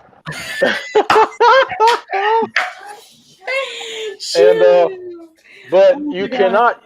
You can take all this to someone, but you cannot make them turn that coin over and look at the backside of it and realize I'm denying what's in front of me because of my own agenda. Yeah, I'll tell you what gets me about it is when you have these TV shows, these produced TV shows, and they have all this stuff that's going on. And, I make the statement that when it comes to us doing stuff, if we were to do a show, it would be boring. Because no, we do not get action like that. It's not always this. Evidence isn't popping up like that left and right. But why is it that when you take a produced TV show like that and they can show you something so unbelievable that I'm sorry, but those of us as researchers, we know it's complete bull. And people will take it hook, line, and sinker. And then you go to those of us that take the research seriously. We're not out there to gain fame. We're not out there to make money because, there's really no money to be made off of this or fame. But we're full of it when you look at something that's fabricated and produced. But it's so ready to be accepted. And, their word is bond. But what we have on feet is our circumstantial evidence is worthless. Well, that's the thing with the TV shows that you see Expedition Bigfoot, Finding Bigfoot. They're out there for the ratings. They have to keep the shows. They have to make it believable. They have to keep you interested. Will they ever find anything? No, they won't. They will never find anything. They might find structure. They might come across noises or vocals, but they're not going to see or find anything. If they did, the show would be over. So they're just trying to bring you in. That's what I'm saying. Being out of the field, Try to bring I us became- that bullshit world. I'm just talking about like what Pat That's what means it as is, far as the bullshit world. psychology. Yeah, the psychology of why people, they will take some evidence and accept it, and then others they just shove it to the side and be like, no. But I guess with some people, believing is seeing or seeing is believing. So it's like one of the two. And some people, it's like unless you actually see one physically right in front of you, they will never ever believe. You could show them prints, you could show them pictures, you could show them whatever, but unless they have one sitting right in front of you, they will never ever believe. But see, So I'm sorry, for if me, you're standing in the woods and you have a big penis on your shoulder just sitting there, then you'll know the truth. well, this stroke did not affect her at all. I feel No, it has. I feel what Michael is saying. You feel what? You feel what? Got you. You open that door, Patrick. I understand what Michael is saying, but you see, what I'm trying to get at is the psychology of that speed bump of the yeah buts. Mm-hmm. That failure is not a failure of the evidence. Yeah, It's a failure of the Come on, of the mindset and how it looks at it. and Okay, that open-mindedness of You know, exception. because I was the same way.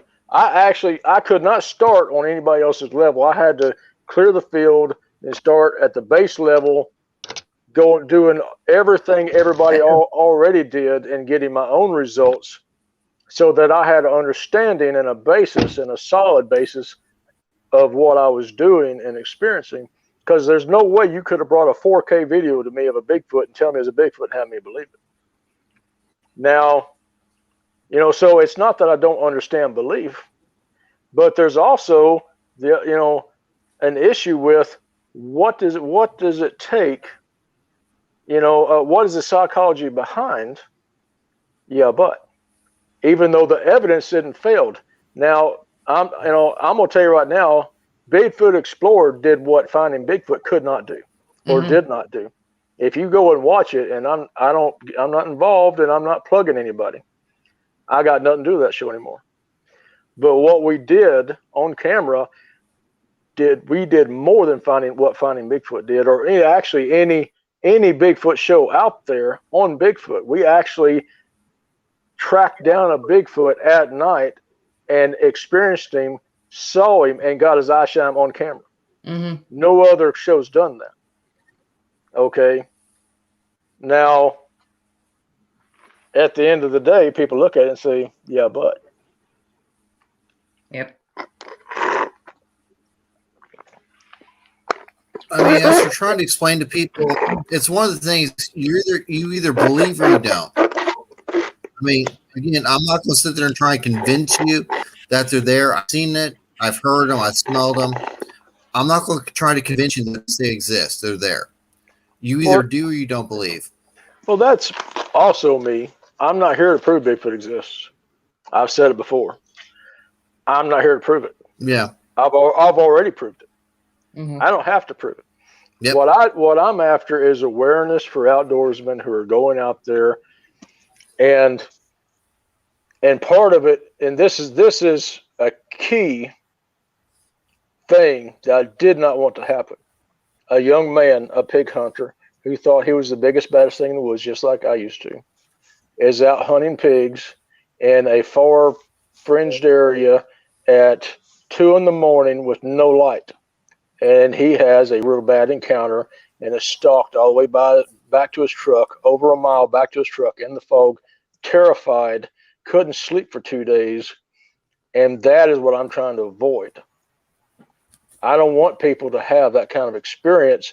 At least if they have an experience, no matter what it is, they're informed, and they can have an informed decision-making process to get them out safely and not to hurt themselves or to psychologically be damaged by the experience. Yeah. Awareness, basically. I was going to say, I think you sucked that thing dry earlier. You might want to put more drink in it. I did. I got some Mountain Dew in it. And I've been chasing it. I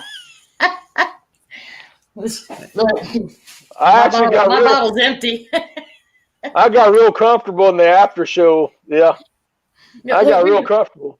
And we are showing this, and anybody that watches go say, that's what's wrong. They're all drunk. They're crazy drunk rednecks talking about big hairy people. I'm sober. Hey, what better way to see one? I'm sure there's some things you can smoke that help you better than the drink, but yeah, that peyote. I'll tell you, that peyote works real good. But yeah, I'm about awareness because I know how I was in 2002. Mm-hmm. You were never convincing me back then. I'm not wasting my time to convince anybody that these are real. Mm-hmm. If you watch the show, you'll see we already proved that. You know, and not plugging that show because I really have nothing to do with it. But it's the mindset. You know, and watching all these shows, and I took a hit after the Central Louisiana expedition. I took a hit on that from someone outside that I know real well. You know, we went out and got audio, screened that. I had to throw Kristi Sci behind me because one was coming in, and it turned and went into the woods. We tracked that one down, and that's the thermal image that's in that it's actually on her video that she did of herself. Mm-hmm. You know, and getting yelled at and all the tracks, and at the very end of the show, someone says, "Yeah, we don't know what we're doing." Yeah. You know, I took a big hit on that. I didn't say nothing to nobody, but I had people outside the community calling me up, man, y'all shoot yourselves in the foot worse than any hoaxer. Don't show me all this information and all this evidence and all these experiences, and don't take me out there and show me all this and then say at the end of the video, say, we don't know what we're doing. Yep. You know? I mean, you know, and that's one thing Kristi and I said at the beginning is there are no Bigfoot experts, but there are those that are experts in different fields, like, you know, you with the survival and tracking, that you do have evidence, that you have found, that you have proven. And then you hit that, yeah, but, you know. Well, it's not the failure of the evidence. And it's not my evidence. It's not my truth. It's the mindset of other people. Well, I mean, Right. even if you walk up to a track, and there's the track, and there's a track way, and there's a 20-inch track right there, that isn't your truth.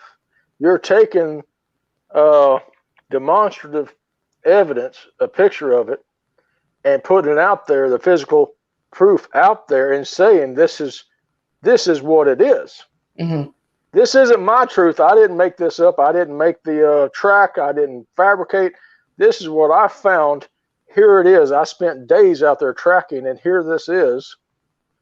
This isn't my truth. This is a reality of the situation. Yeah. And that the reality of that situation doesn't fail. Okay. It's the mindset.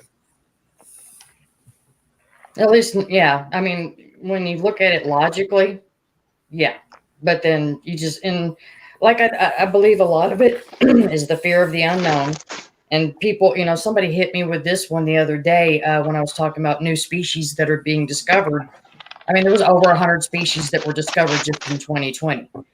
And they said, yeah, that's one thing, but how can there be a big, hairy mammal that's walking through North America? And I'm sitting there going, well, you know, they've got a whale that they just found that's, you know, whales aren't down in the deep crevices and whatnot. What are you doing? Are you trying to spar? What is Sci doing? I don't know. But I'm sitting there looking at you doing this I'm like, are you trying to tickle somebody or what? I was going to peck her in the head. You're like, you got to reach that way, or yeah. I mean, That like way you were for just you. saying, Ashley. Ashley, like you were just saying, how long did it take for people to discover a panda bear? How long did it take for people to discover a koala? They're out there. New species are being discovered every day that have been elusive for hundreds, thousands of years. Yeah, And they're just now coming up. I mean, is it possible to stay hidden for this long? Absolutely. there's a new species. So- I think it's called a tarpon. It's the one that looks like a pig, like a mixture of a pig and an anteater. And I mean, they're pretty large animals. And they just found a new species of it. I mean, just here recently. And that's a big mammal. It is hairy. It is, you never know. And I mean, especially with these being as intelligent as we believe them to be, yeah, they're going to evade us.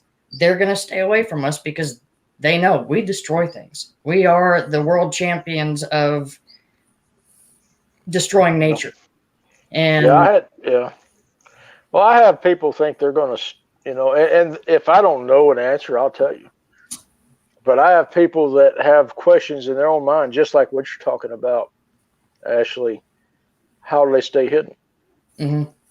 I have an answer to that. How come there's not pictures of them? I have an answer for that. And it's not accepted. Again, there's a yeah, but. Okay, they don't like technology. If you have something in your hand, they're not coming around. Yeah. I tested that theory with my core group. I have a core group of 4 of them that I test. I test them, I push them, I see what the reactions are, the behavior, to understand more of their mindset, and then I take all that and I go into other, like with Kristi, I'll go into other areas, Mississippi, Arkansas, and finding those groups and I had Kristi Sci Fi experience those groups with me and run experiments on them, knowing the behaviors of my core group. Mm-hmm. And this is another thing, a lot of people are like, well, you don't go out and have interactions all the time. When Kristi gets back in here, ask her how many times we missed. Because I do my homework in the areas I go into, and I know what's there, and I know what's there when I get there, and I push them till we have an experience. So you ask her how many times we went out and didn't have something. Tracks, audio, yells, growls, screams, Go ahead. That's one thing. And I don't mean to cut you off. That is one thing when you actually do have that evidence right there. But when you have somebody that goes out on a regular basis and all you get is pictures of blob squatches, with bad pixelation, no, I'm sorry, but I don't buy that. Now, if you can come back and even though, like as Pat Turner says, the vocals and whatnot, those are personal experiences. But to me, I still find it as evidence. So, yeah, I mean, if you were to come back and show me that every single time that you went out, I would be like, damn, you're good. Because I can't elicit that every time I go out. I mean, no, I haven't recently had the time to go out and push and push and push until I get one like that. Yeah. So, I mean, I definitely want to, and like, you were talking about in March, I'd love to be there to see that. Me and Kristi have been talking about it. So if you could show me how to have an experience every time I go out, I'm willing to learn because I don't know how to do it. And I'll be the first to admit it. Well, there is an equation to that. Okay. I run things as a mathematical equation. And when you do the math on it, and it helps to have 16, 17 years of behavioral experience with them, you can really nail down where they're at, where they're going to be at, where their feet are at right now. The criteria of where they choose a home site in Louisiana is the same criteria they choose a home site in Mississippi. Same thing in Arkansas. They use the same criteria. Now, and their home site, if you ring that home site, you're going to find a trackway.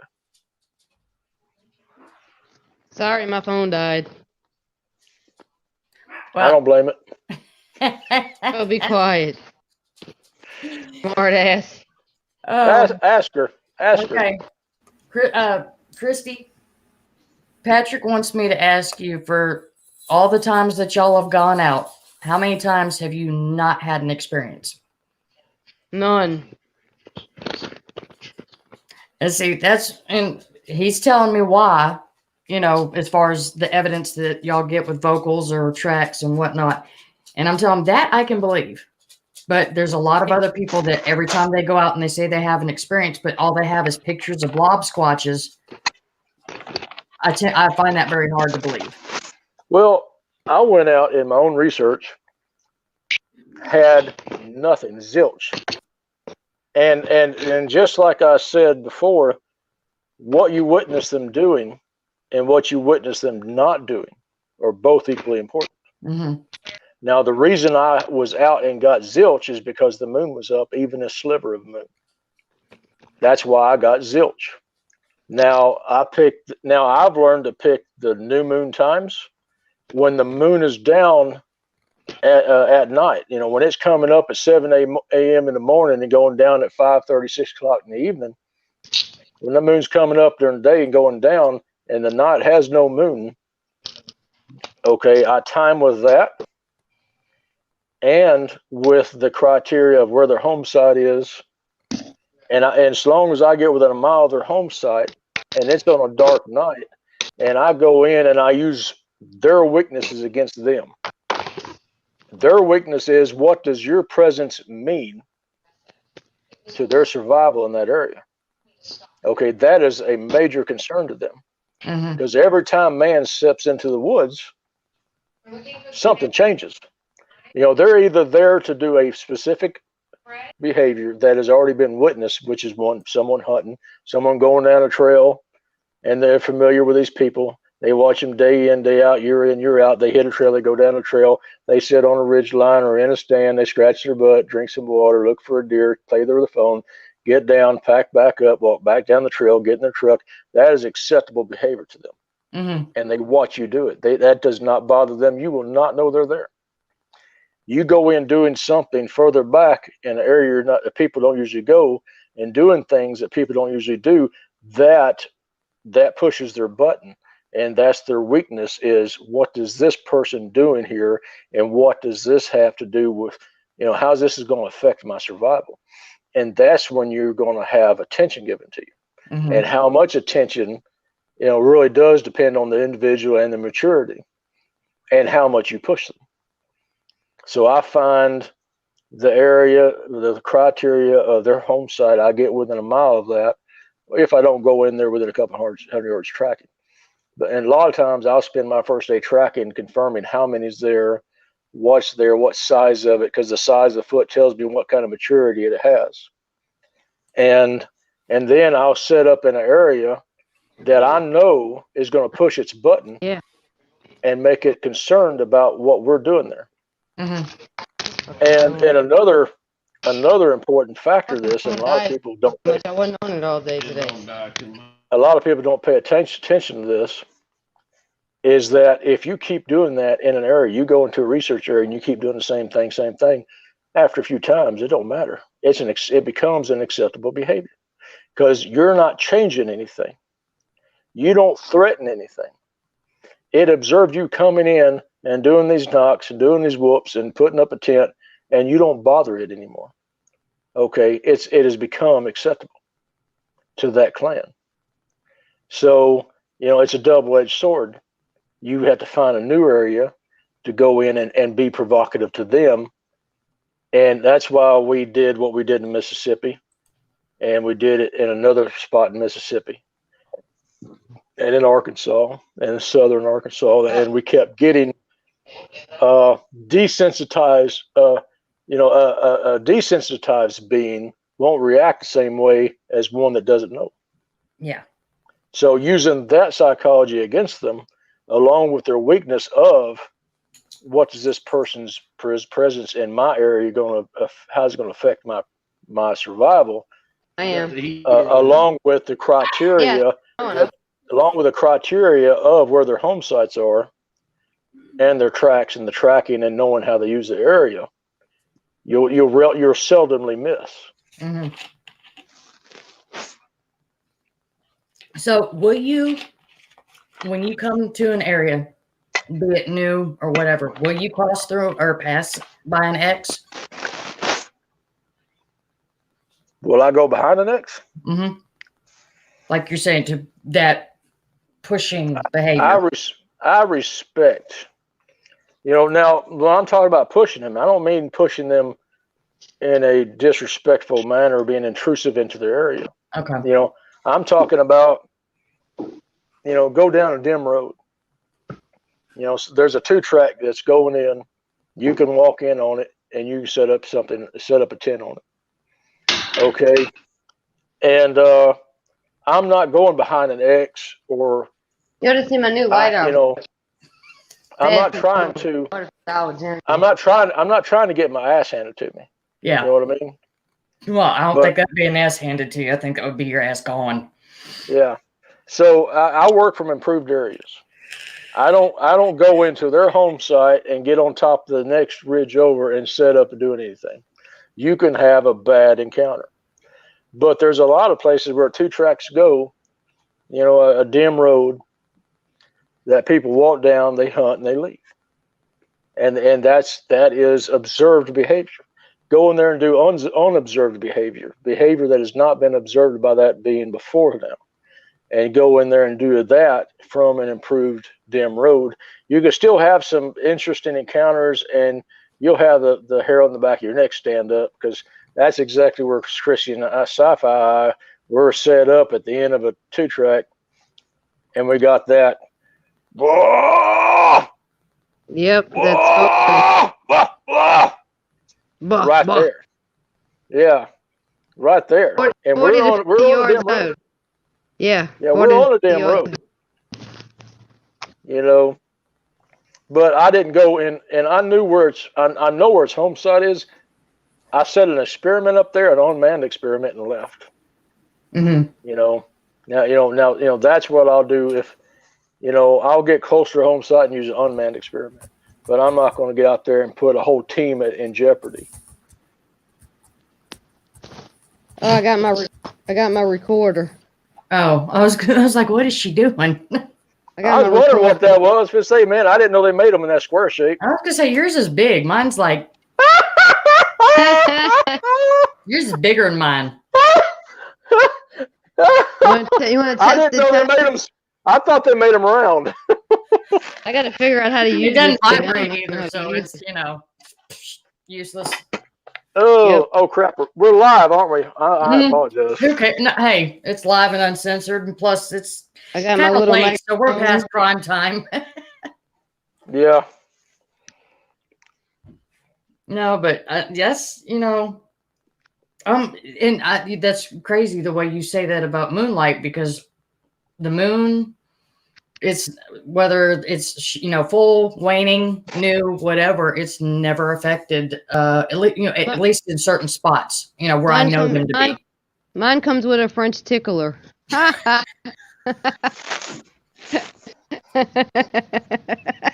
at Mike's face. Well then. Oh Lord, I think me and you are gonna drive Patrick crazy, Kristi, if we get all 3 of us together or whatever. Oh God, we're gonna have a blast. I can always take a sock off and stuff it in the mouth. Don't even joke about that. I hate feet. Hate feet and anything that has to do with them. Me too. They are icky. Mm-hmm. That's one way to get punched for real, if you even try and touch me with your feet. I'm glad to know that. Thank you very much. I will throw punch a person. I'm going to wake you up with a big toe in your nose. You may be limping for the rest of the day, because if you're putting a big toe, that fist is going straight up that leg. Have Patrick walking through the woods going, calling Bigfoot. Kristi can carry it for me. Wow. Okay, so I can look. I'm carrying it. You get my goodness. Shoot, did you break your recorder out because you was gonna play something for us, or were you just showing it off? Just showing. I got my recorder back from Yeah. And she has another one of those sticks in her mouth. Mm-hmm. Yeah. I wish you'd get my track. You want me to get your track and give it to you? No, I just want you to get my track. You can have the pair of them. That's the same. It's the same bean that we casted. Yeah, I know. But the one that you found was like squished in the mud with water. And remember, he was like, he put the plastic Paris, and he's like, I don't think it's gonna work. It's not gonna harden up. I said, yes, it will. Just give it about 30 minutes or so. But we was just testing it. I mean, he did a good job on doing it. A lot of times, if I run into something like that, what I actually do is build a coffer, find things in the woods to make a small coffer dam to kind of block the water off from that little area. Well, we did, but the water was, the track was inundated. Yeah. And I do believe it's her left foot, right foot. Mm-hmm. And she only has one. And I'm like, I found the right foot. You found the left foot. Yeah, at the same being. That being actually was coming around a pond. He stepped in a soft spot, which is what she found, and it stepped right in the edge of the pond. It was actually in the water, and then carried through and ran up behind a deer, and got in a turning fight with a deer, and was grabbing hold of the deer, and the deer's running circles, kicking dirt out and trying to get away from it. And then it broke loose. It slid in the mud too. Yeah, it went around 3 times, and then then the deer broke loose, took off running, and jumped across the creek onto a sandbar, and the Sasquatch jumped in the creek on the sandbar right behind the deer, and the deer tracks disappear, and the Sasquatch walks off. Yep, it must have killed it. Now, quick question: Has anyone tried playing music? Yeah. Yeah.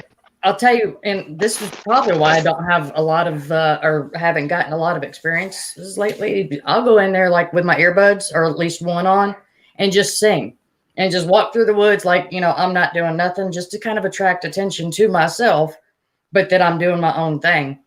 And then after that, I'll take them out, and I'll just kind of sit down, and I'll take the earbud, the plug out, and let the music play. Sometimes it's regular music like classic rock, country. Sometimes it's native music, and I've had people say that they sing gospel and it brings them in. They like Native American music. I was going to say, hey, Kristi, Sarah and I have gone out in the woods when we were up in Pennsylvania, and we tried the Native American music, the flute music and stuff like that, and we never got a response. Now, what's crazy, we would sit out there, we'd take our chairs, and we would just sit for a while. We played Native American music, the flute music, never got a response. So we're like, let's just go through what we have. And what was really crazy is we played Beyonce's music. What the hell is it? Put a Ring on It. Yeah, all the single ladies. We started playing we started playing, blasting the music. And Sarah and I sat there and we waited. And all of a sudden we started getting a screech or scream in response to it. I don't like that music either. That's messed up. What I did, here's the thing. I like the music. It's just that I put a ring on it and it still didn't make a damn. But what I did, what we did is we went out and I took a garden rake, an implement, and I raked the ground back for about 15, 20 foot. And in the middle of it, I dug a hole. Sound experiment. I dug a hole and I put a small LED lantern and a radio on. It was the only music I could get down there, which was a country station. And I put it on and I covered it with green leaves. So they couldn't just look into it. They'd have to walk in and dig into it. And the idea of raking the cover, the leaf litter back down to bare dirt and scraping the dirt around is when they stepped in it coming into the experiment, you could track what actually did this. You can confirm that this is a 14-inch barefoot track stepping into your experiment. Well, it did more than that. We had a recorder on it, and it picked the radio up and took off with the radio. Okay, on the audio, you can hear it. You can hear it walk in, crunch, crunch, crunch, heavy, It walked in, it tapped on the recorder, and then then you can hear it walk over to the radio, pick the radio up, and the radio go out of hearing. 11 and a half hours later, the radio you hear it coming back into the recorder, and then it's at the same level in the hole, and then within like 30 minutes, we're all pulling up to check it, and you hear it leave out. It was there when we pulled up, and you hear it leave out on the audio, leaving the experiment. And we found tracks at the experiment in the soft dirt, and all that is on video. Yep. But my favorite story out of all expeditions is this one. And you're gonna kill me. You're gonna put me through the ringer for this one. You know which one I'm about to tell, right? It ain't me peeing, is it? No, Okay. not that one. No, we went to Kostaki and we rented a hunting cabin. It's And a rat. Patrick had the key, and he lost the key to get into the camp. So we're trying to figure out what to do. So Scott calls the owner, and he comes with a set of keys, and he didn't have no key to get in the camp. I'm like, I'm cold, I gotta pee, I'm hungry, I want to go take a hot shower. I'm done for the night. Well, I wound up walking around the camp, and I saw the air conditioner. I'm like, yeah. I said, I wonder if the windows are locked. I said, because 9 out of 10 times they're not locked, right? So they opened up the window, and they had a narrow opening where I could climb through. And Scott was like, I want to videotape you. And I'm like, oh, hell no. So I ran to the window and climbed through the window and worked my way in, and he got half of it. So something told me to lock the window and put a sheet over the window, close the blinds and do all that shit. So I did. And I heard that noise that I was telling you earlier, that woo woo woo noise that made me feel uneasy. Then I heard something scratching on the window, and Scott turned around and said, what he said, Patrick? Oh, he left. What a butthole. He Goes, probably it was a rat. He'd been checking on that jack. Probably had to go drain it. He's like, Scott says, yeah, I hear that. He's like, it's a rat. It's a rat. I'm like, no, it's not a rat. How could it be a rat? If we was there a couple of days, we never heard the damn thing scratching before. So I heard it drag its hand across the back of the camp. And I told Patrick the next morning, I said, Patrick, let's go look for footprints. I bet you there's some out there. And lo and behold, guess what? We found a set of 3 tracks. Damn. That's crazy. Yep.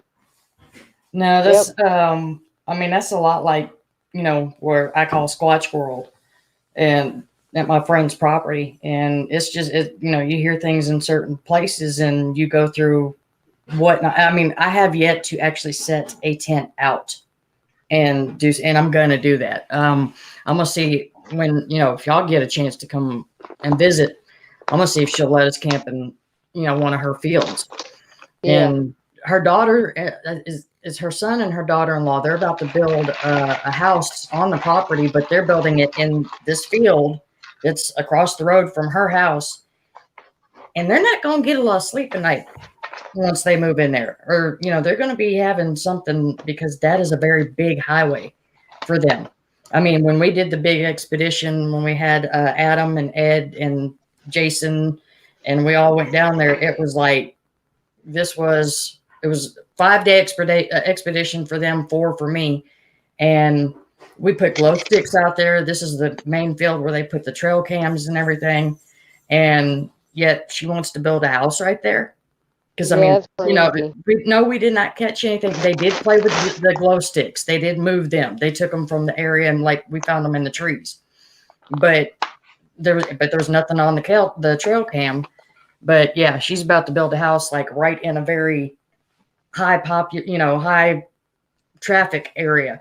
Because, when she's standing in her front yard and she starts hollering, or if she hears them hollering, a lot of times it's coming from that field. But yeah, I'm gonna see if she'll let us. If y'all do want to come up to Alabama and do some stuff, I'm gonna see if she'll let us set up a camp in her field. And that's the kind of thing where you go out and find tracks and whatnot, because they're very active. Yeah. Oh yeah.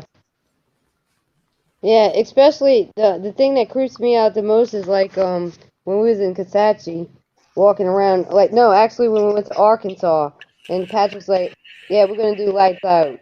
I'm like, "What you talking about, lights out?" He's like, "Yeah, we're gonna sit on the levee and do darkness." And it's like, "Oh my God, we're gonna walk in the hole and I'm gonna wind up twisting and breaking my ankle." And he's like, "No, you'll be all right. Your eyes will get adjusted to the night." I'm like, "No, I can barely see as it is without my glasses, you know." So we walk. So there's like 6 of us, right? Me, Scott, Patrick, Shorty, and the 2 landowners, and we walking on the levee. And me and Patrick are doing hollers and shit, and we turn around. After we do that, I turned around and looked, and I seen eye shine. I'm like, Patrick, there's eye shine. He's like, where? I'm like, over there, and it was looking. It was right out of the wood line, and it was like, what? It was about 8 feet tall. Would you say? Oh, it's huge. Yeah. Now, I'd say when y'all are talking about being on a levee, are y'all like right off the Mississippi or one of the smaller rivers? Where was it at, Patrick? You know the area than I do. it was off the red. Okay. So it's a pretty good sized river. Yeah.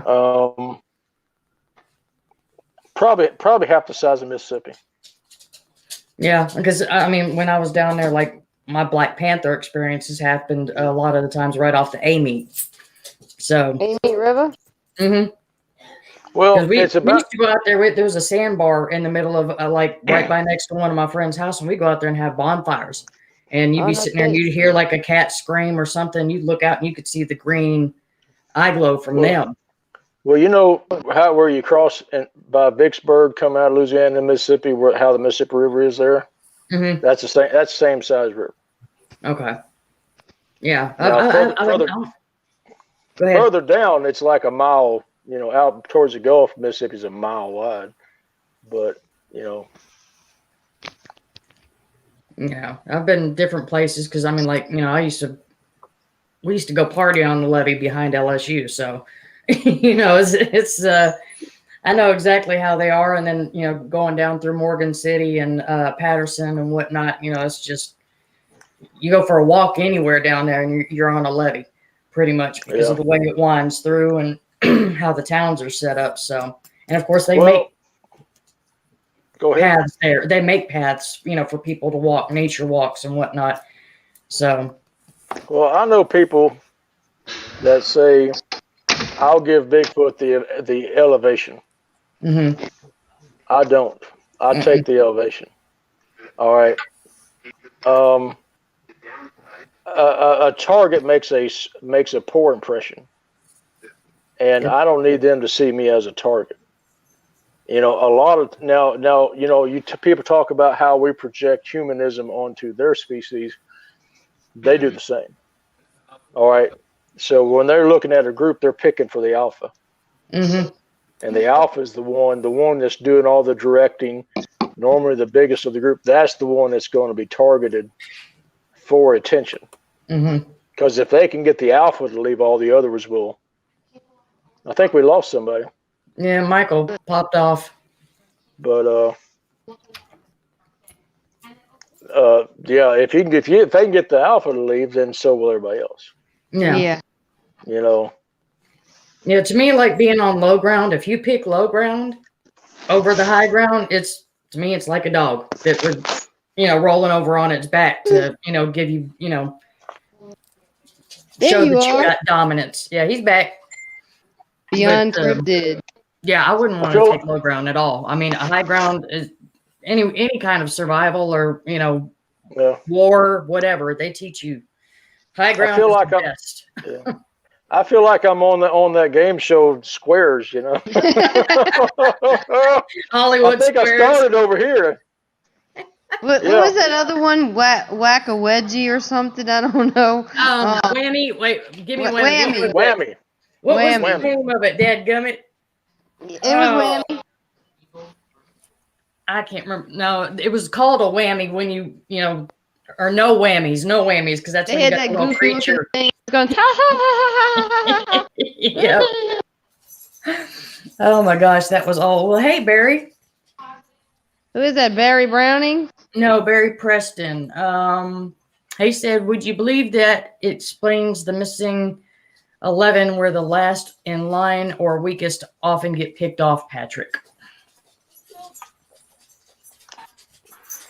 The 411 is he talking about? I'm trying to get the question out of it. What was the question? Would you believe that explains the missing 411 were the last in line or weak? Oh, you're talking about the Alpha? Probably, yeah.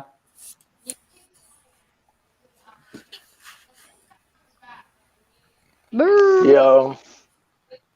411. Yeah, he said he corrected himself on the 411, but I got to turn some heat on in here. I'll be right back. Becoming a turtle? A turtle? That's bad when you got to turn on, get up and turn the heat on in Louisiana. Yeah, it's cold. It's cold. I got myself in a blanket right now. I had to come inside. I couldn't sit out there no more. Look, I started off in shorts when we were talking because I had gotten so hot. And then while we were sitting there talking, I had to kind of slide my pajama bottoms on and try not to be, I was trying to be discreet about it. That's funny.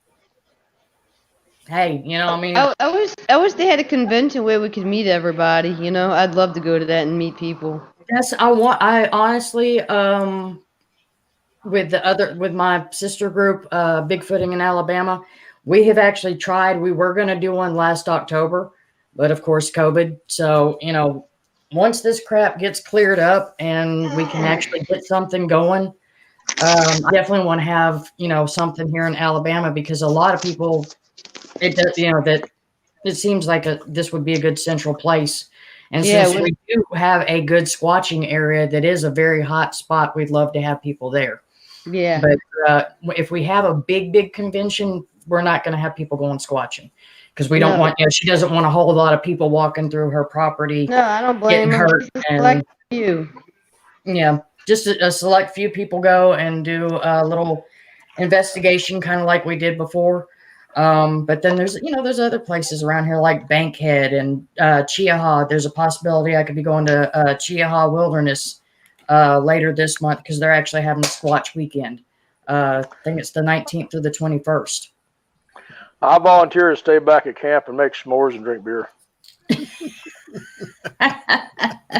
And watch, you'll probably have them all coming to you. Patrick? Michael can take y'all out tracking. I'm gonna relax. Bullshit, your ass is gonna be first in line. And no, I'm not scared. Nah, I do the tracking. I ain't got no problem with that. As long as it doesn't do what the one did to me last time. Because, I mean, my gosh, led me up slope and then down by these rocks. And I'm sitting there sliding. And I'm sitting there going, it's hard enough for me to keep up and find this path that, the tracks it's leaving behind. Because it was on leaves. And every once in a while, I get a few good toe prints and some dirt. And I turn around and look back and I was like, well, dadgum, somebody that doesn't know tracking from their hole in an ass, they could find me. Because I look like an elephant dancing in the daggum sand, from what I was living behind. And I was just like, these things, they're good. They are stealthy. Because, and if I tried to escape from jail, you wouldn't need a hound to catch me going through that path. And what bothers me is like when I'm tracking, I don't know, I know about how the tracks are, but I don't know where they're at. Mm-hmm. And so when I'm tracking down a trackway, and I hear them come running in, at 90 yards, and they start creeping up behind me on my back trail. At 60 yards, they're watching me track them. So they're tracking me, tracking them. That gets disturbing. It really does. Yeah, tell her about when you on the last little trip we did, how your sugar was dropping and me and you were walking. We had the female parallel us. Yeah, we're being paralleled in the dark. Si and I didn't want to take off by myself because if I pass out on the trail, because we're half a mile or so back there, and I mean up and down some hills, and if I pass out, on the trail in the dark, I can be in trouble. And so Si's like, well, I'll go with you. So we make it out to the truck, and I forget my peanut butter. because my go-to was peanut butter and honey sandwich, and I didn't have any, but she did. So I'm eating peanut butter, and on the way out, I'm like, it's there. She's like, yeah, it's there, and so we're both listening to this thing parallelist 35 yards out in the dark, all the way to the truck, and we get something to eat, and then of course she's like, oh, don't worry, it's fine, and I trust her gut instinct, and there's a couple of shows I talk about her gut instinct on reading situations as far as what she feels, and I trust her gut instinct, but I still cannot be nervous around these beans. I just can't do it, but we made it back out and back into camp. Yeah, and she messed with your bedroll, remember? Yeah, the next night it comes in, it flips my bedroll over, it runs and then it runs across a ridge down into a valley and goes up on another ridge right there in front of me, and I'm yelling at it, get out of here, get out of here. And it turns around and it goes, oh. You don't tell me nothing.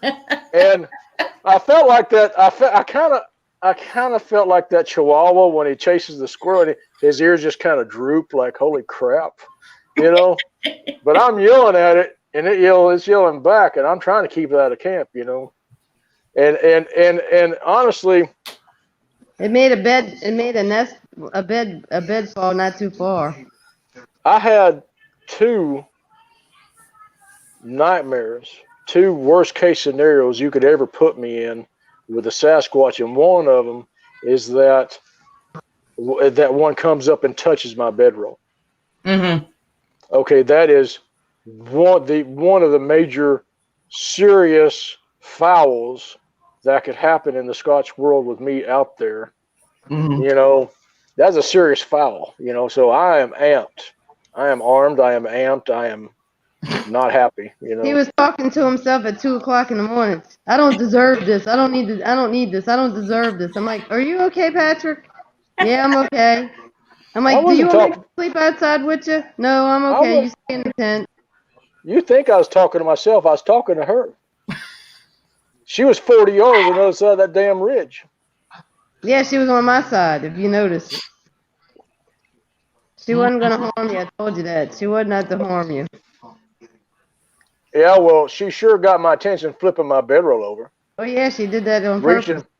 Reaching under my trail tarp, flips my bedroll over, pulls her arm back out from under the back side of my trail tarp, which is, that is one thing I don't want to have happen, is something reach under my trail tarp and grab my bedroll. So what I did is I drove my bedroll out from there. There's no way in hell I'm going to sleep under my tarp. You laid by the campfire. It was 4 a.m. It was 4 a.m. before I heard her leave out, and I laid down, and I have a weapon in my hand, and I'm not even in my bedroll. I'm just on it, because if something grabs my bedroll, I don't want to be in it, and I was so exhausted I fell asleep and woke up at 7 a.m. Yeah, see, depending on how long I'm out, in the bush and whatnot, it's all, I don't sleep much when I camp, unless it's like a long time that we're out there, or it's. That's why I like camp, because you got a bathroom, you got a shower, you got a place to sit at and drink coffee and have refrigerator to keep your food cold. Patrick, I gotta tell you, when me and Kristi were talking about March and everything, she's like, but I don't have a tent. I was like, I got one, that's fine, everything. She's like, but I really don't want to camp because I don't like shitting in the woods. I'm like, okay, well, They have an outhouse there. They have an outhouse there. Yeah, but I don't want to use that shit. No way. I'm going to get a camp. Fuck that. Oh, I'm sorry. I mean, I don't knock it. I mean, I go out for days or weeks at a time with a tarp and a bedroll. You can live in the woods, man. You can cover yourself up with leaves and wipe your behind with a leaf. I can't do that. I'm not wearing a loincloth. Why? Come on now. Kristi's trying to get me into one. I want to see that. I want to see you dance around the fire with it. Kristi and I actually did. Go ahead. Kristi and I did dance around the fire once. Yeah, but we not did. in loincloths. No, not in loincloths. Michael's sitting there like, I'm not even jumping in this conversation. Come on, Mike. You and I put on some loincloths and go dance around the fire for her. No, I'm just sitting there reading some of the questions or responses to the group tonight. Oh, Well, you I see, have, my thing is, and Barry, like, no, you're not a can't- pest at all, dude. I mean, I love you to death. I think we're all just like we've been talking for so long. It's like we're just kind of out there. like family, you know. I've Yeah, been talking, I've been drinking, I've been arguing. I'm just having a good time. yeah. That's It's what we Saturday do. night. This, I mean, this is Kristi's welcome back, and we're glad you're doing good party. That's what this basically is. It's just us getting together, and anybody that wanted to join in and ask questions and say something. Bullshitting. Yeah, Yep. just bullshitting. You see what I like to do? What I like to do if we do have something, we need to rent a cabin. That'd be awesome. Yeah, and how often do I have two women saying, "Hey, come join us"? I mean, seriously, That's Yeah. Patrick's gonna feel real special. Whoa. He's gonna try That to get us in the loincloths, Kristi. We gotta be careful. Oh, hell no. You can't get me in no loincloth. I'll scare the Sasquatch out of the woods. No bikinis while squatching. No. I've already seen her. I've already seen her in her drawers. Oh, the way y'all tell stories, I don't doubt it. Oh yeah, Well, and it I'm was in like my a sports bra and boy shorts. You know what I'm saying? yeah. It wasn't nothing major. I wasn't And then- G-stringing it. I don't wear them damn things. Yeah. I don't wear dental Yeah. floss. No way. I remember someone popping in through the bedroom, going, "Ha ha, see your undies." I'm like, trying not to be embarrassed. But when you camp together, when you're in camp together, I mean, there's no privacy, No. That's That's why I choose to wear boy shorts and a sports bra because it looks like a bathing suit. So Yeah, I mean, and we're all adults. That's what I mean. That's what I wear. And I mean, gosh, if I'm out cutting grass or whatever, yeah, exactly. I will whip my shirt off and just go in my sports bra so I can catch my tan and go on. I don't care. If it covers the important parts, it's acceptable. Better than a halter top from Shoot. Livingston Parish, huh? Shoot, I tell you what, when we went on that last camping experience, they're like, where are we going to take a bath at in the creek? I'm like, I ain't jumping in no damn creek. You're nuts. What if you're taking a bath and all of a sudden a damn snake comes down river? Hell with you. Use it as a, scrub your back. Yeah, I've no. done that on Little Missouri River. I was in waders, waist deep trout fishing, and the snake. You had trout. Trout fishing, rainbow trout, and I'm in waders. I'm facing downstream, and I'm looking at trout fishing. And this snake comes between my legs, and he hits my leg, and he's about 5 foot long, underwater, and he swims through my legs, and I hold real still, because I've been next to alligators, in the swamp, duck hunting in the water with them. No. And I know, if you just freeze, you won't hide yourself, but they'll go the other way. Yeah, it's the splashing or the motion of the water that gets them to come after you. Yeah. So I did the same thing. I froze, and that snake went right between my legs. He was beating the inside of my legs. I felt him thump, thump, thump as he went between my legs, went downstream, and this is what disturbed me. He swam downstream, got behind a rock, and when a trout come by, he grabbed the trout underwater, swam up on a rock shoal, and was eating that fish. I'm like, I'm out of here. I'm out. I can't do this, because there was literally snakes everywhere. This is the truest thing ever. Because a lot of places that I've camped and gone mudding, it's been a cow pasture. Just remember to drink and bathe upstream from the herd, and it'll be cleaner than what comes out of your chap. Yeah. Don't ever drink. Don't get downstream where stuff is. Especially if you're like near cow pastures and whatnot, because that's not what you want to be bathing in. Oh hell no. I'm gonna tell you what. Very good point, Barry. I caught Giardia one time, and that shit just about killed me. That was bad stuff. I was sick for 2 weeks, stomach cramps for 2 weeks. I was on IV in a hospital. That stuff it came close to killing me. It was bad. That's why I keep one of these on me. Yeah. And What is that, Ashley? it's a water straw. Which way am I going? Yeah. Where you got that from?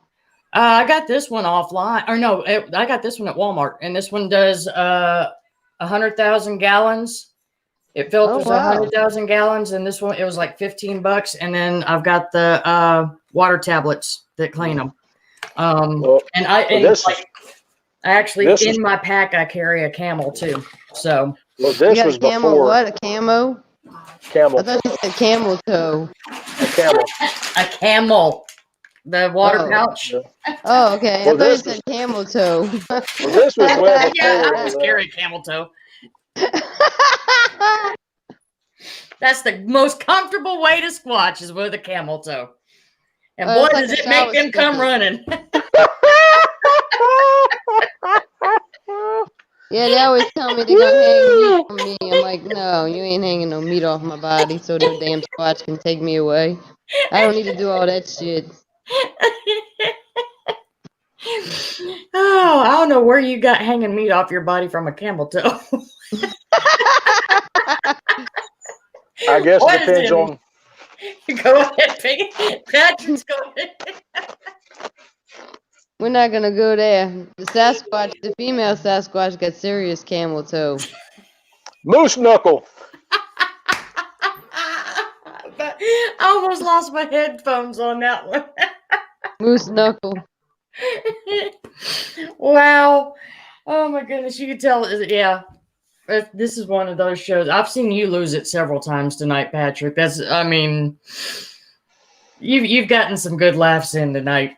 Oh yeah, it's been enjoyable. Y'all are. We are the weirdest herd ever. We definitely Nothing are. wrong with that. We're different. They got the song, Yeah, I'm Different. Yeah, I'm Different. Well, I got that off that movie Ice Age. Remember Ice Age? The end of it. Mm-hmm. Hey, hold on. Which one said the sloth, and who's the mammoth? Oh wait, that's not it.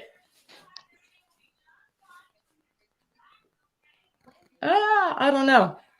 What's up, Mike? You quiet. I know. He's just sitting there. He's like, y'all are just crazy. I'm watching his facial. Sometimes he's going. That is about the only way you can react to us. Sometimes it's just like. Did you hear that? I don't blame him. I don't blame him. Sci-fi. There's nothing dangerous about being quiet. It's after midnight. I'm tired. I understand. I slept like crap last night. Oops. I actually did a show. We did a show where I was discussing my first encounter, and I can't talk about it and sleep. I just can't do it. So I'm hoping I sleep tonight. Looks like Kristi done knocked herself out. No, I understand that.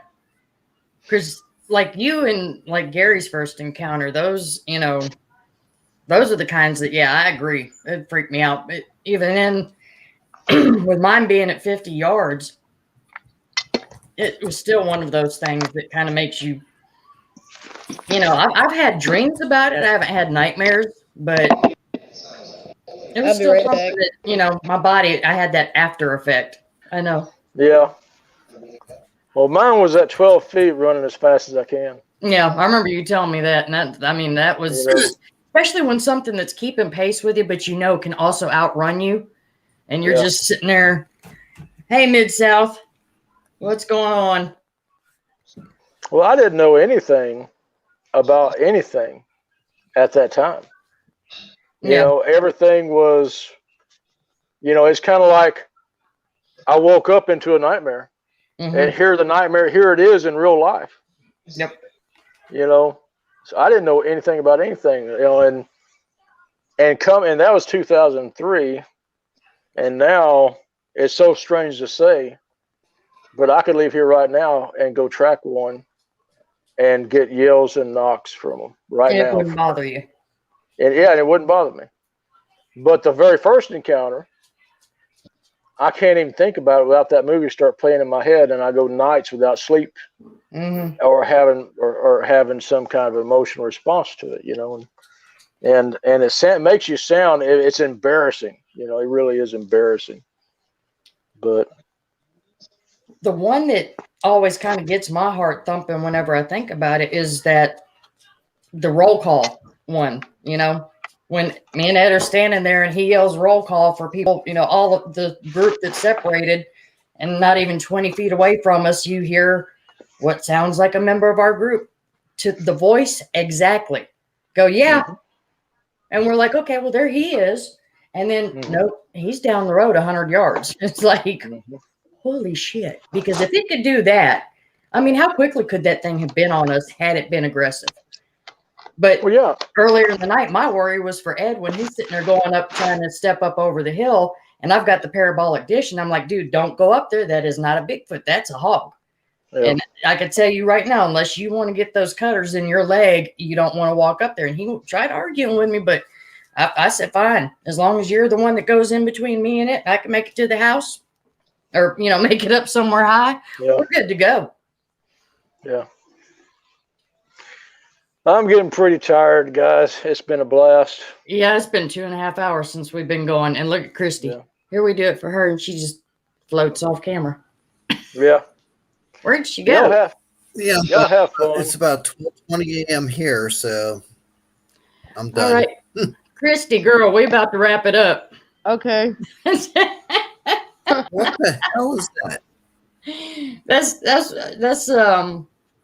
Bubba teeth. That's Bayou teeth. Oh. But I like these. These are cool. Yeah, she likes putting strange things in her mouth. Kristi, you got a shout out from Mid-South. What's up, Mid-South? How you doing, sweetheart? Yep, my Creole Bigfoot sister. Yeah, you're gonna have to go back and rewatch the show. I know we didn't have a whole lot of viewers tonight, but hey, we came on to have fun. I don't care. We did it. We did it. We had fun. I had fun. I like the company, and I'm glad you asked me to come on. Exactly. I'm gonna be on. Well, I'm glad to talk to you, and God, I'm just. Yeah, I'm gonna be on a live show. I'm gonna be on Duke Sullivan World Bigfoot Radio. I'm gonna be on his show. He's gonna do a recording of me, and also I'm gonna be on another one with Bigfoot Michigan Rob. I don't remember the name. Trinity something. Okay. Trinity Cryptid. Trinity Cryptid. Yeah, Trinity. Well, we also need to set up a serious interview with you, instead of us just bullshitting, but with your experience. I like bullshitting. This anything goes. That's what I love. Yeah, I mean, well, of course, we'll probably turn it into that, but where I can actually ask you the questions and. Yeah. Patrick. Okay. I'm all for the serious show as long as you're both wearing loincloths. All right. As long as I got my teeth in my mouth too. You can wear them teeth as long as you both got loincloths on. I'm good. Yeah, and definitely, when Patrick, of course, I already want you to come back on. And Michael, I do need to sit down and have you up for an interview with, where we can really go through your experiences and whatnot. But I had a blast tonight. I appreciate y'all coming on. And I'm just, like I said, thank God, Kristi, you're good. You're back with us. And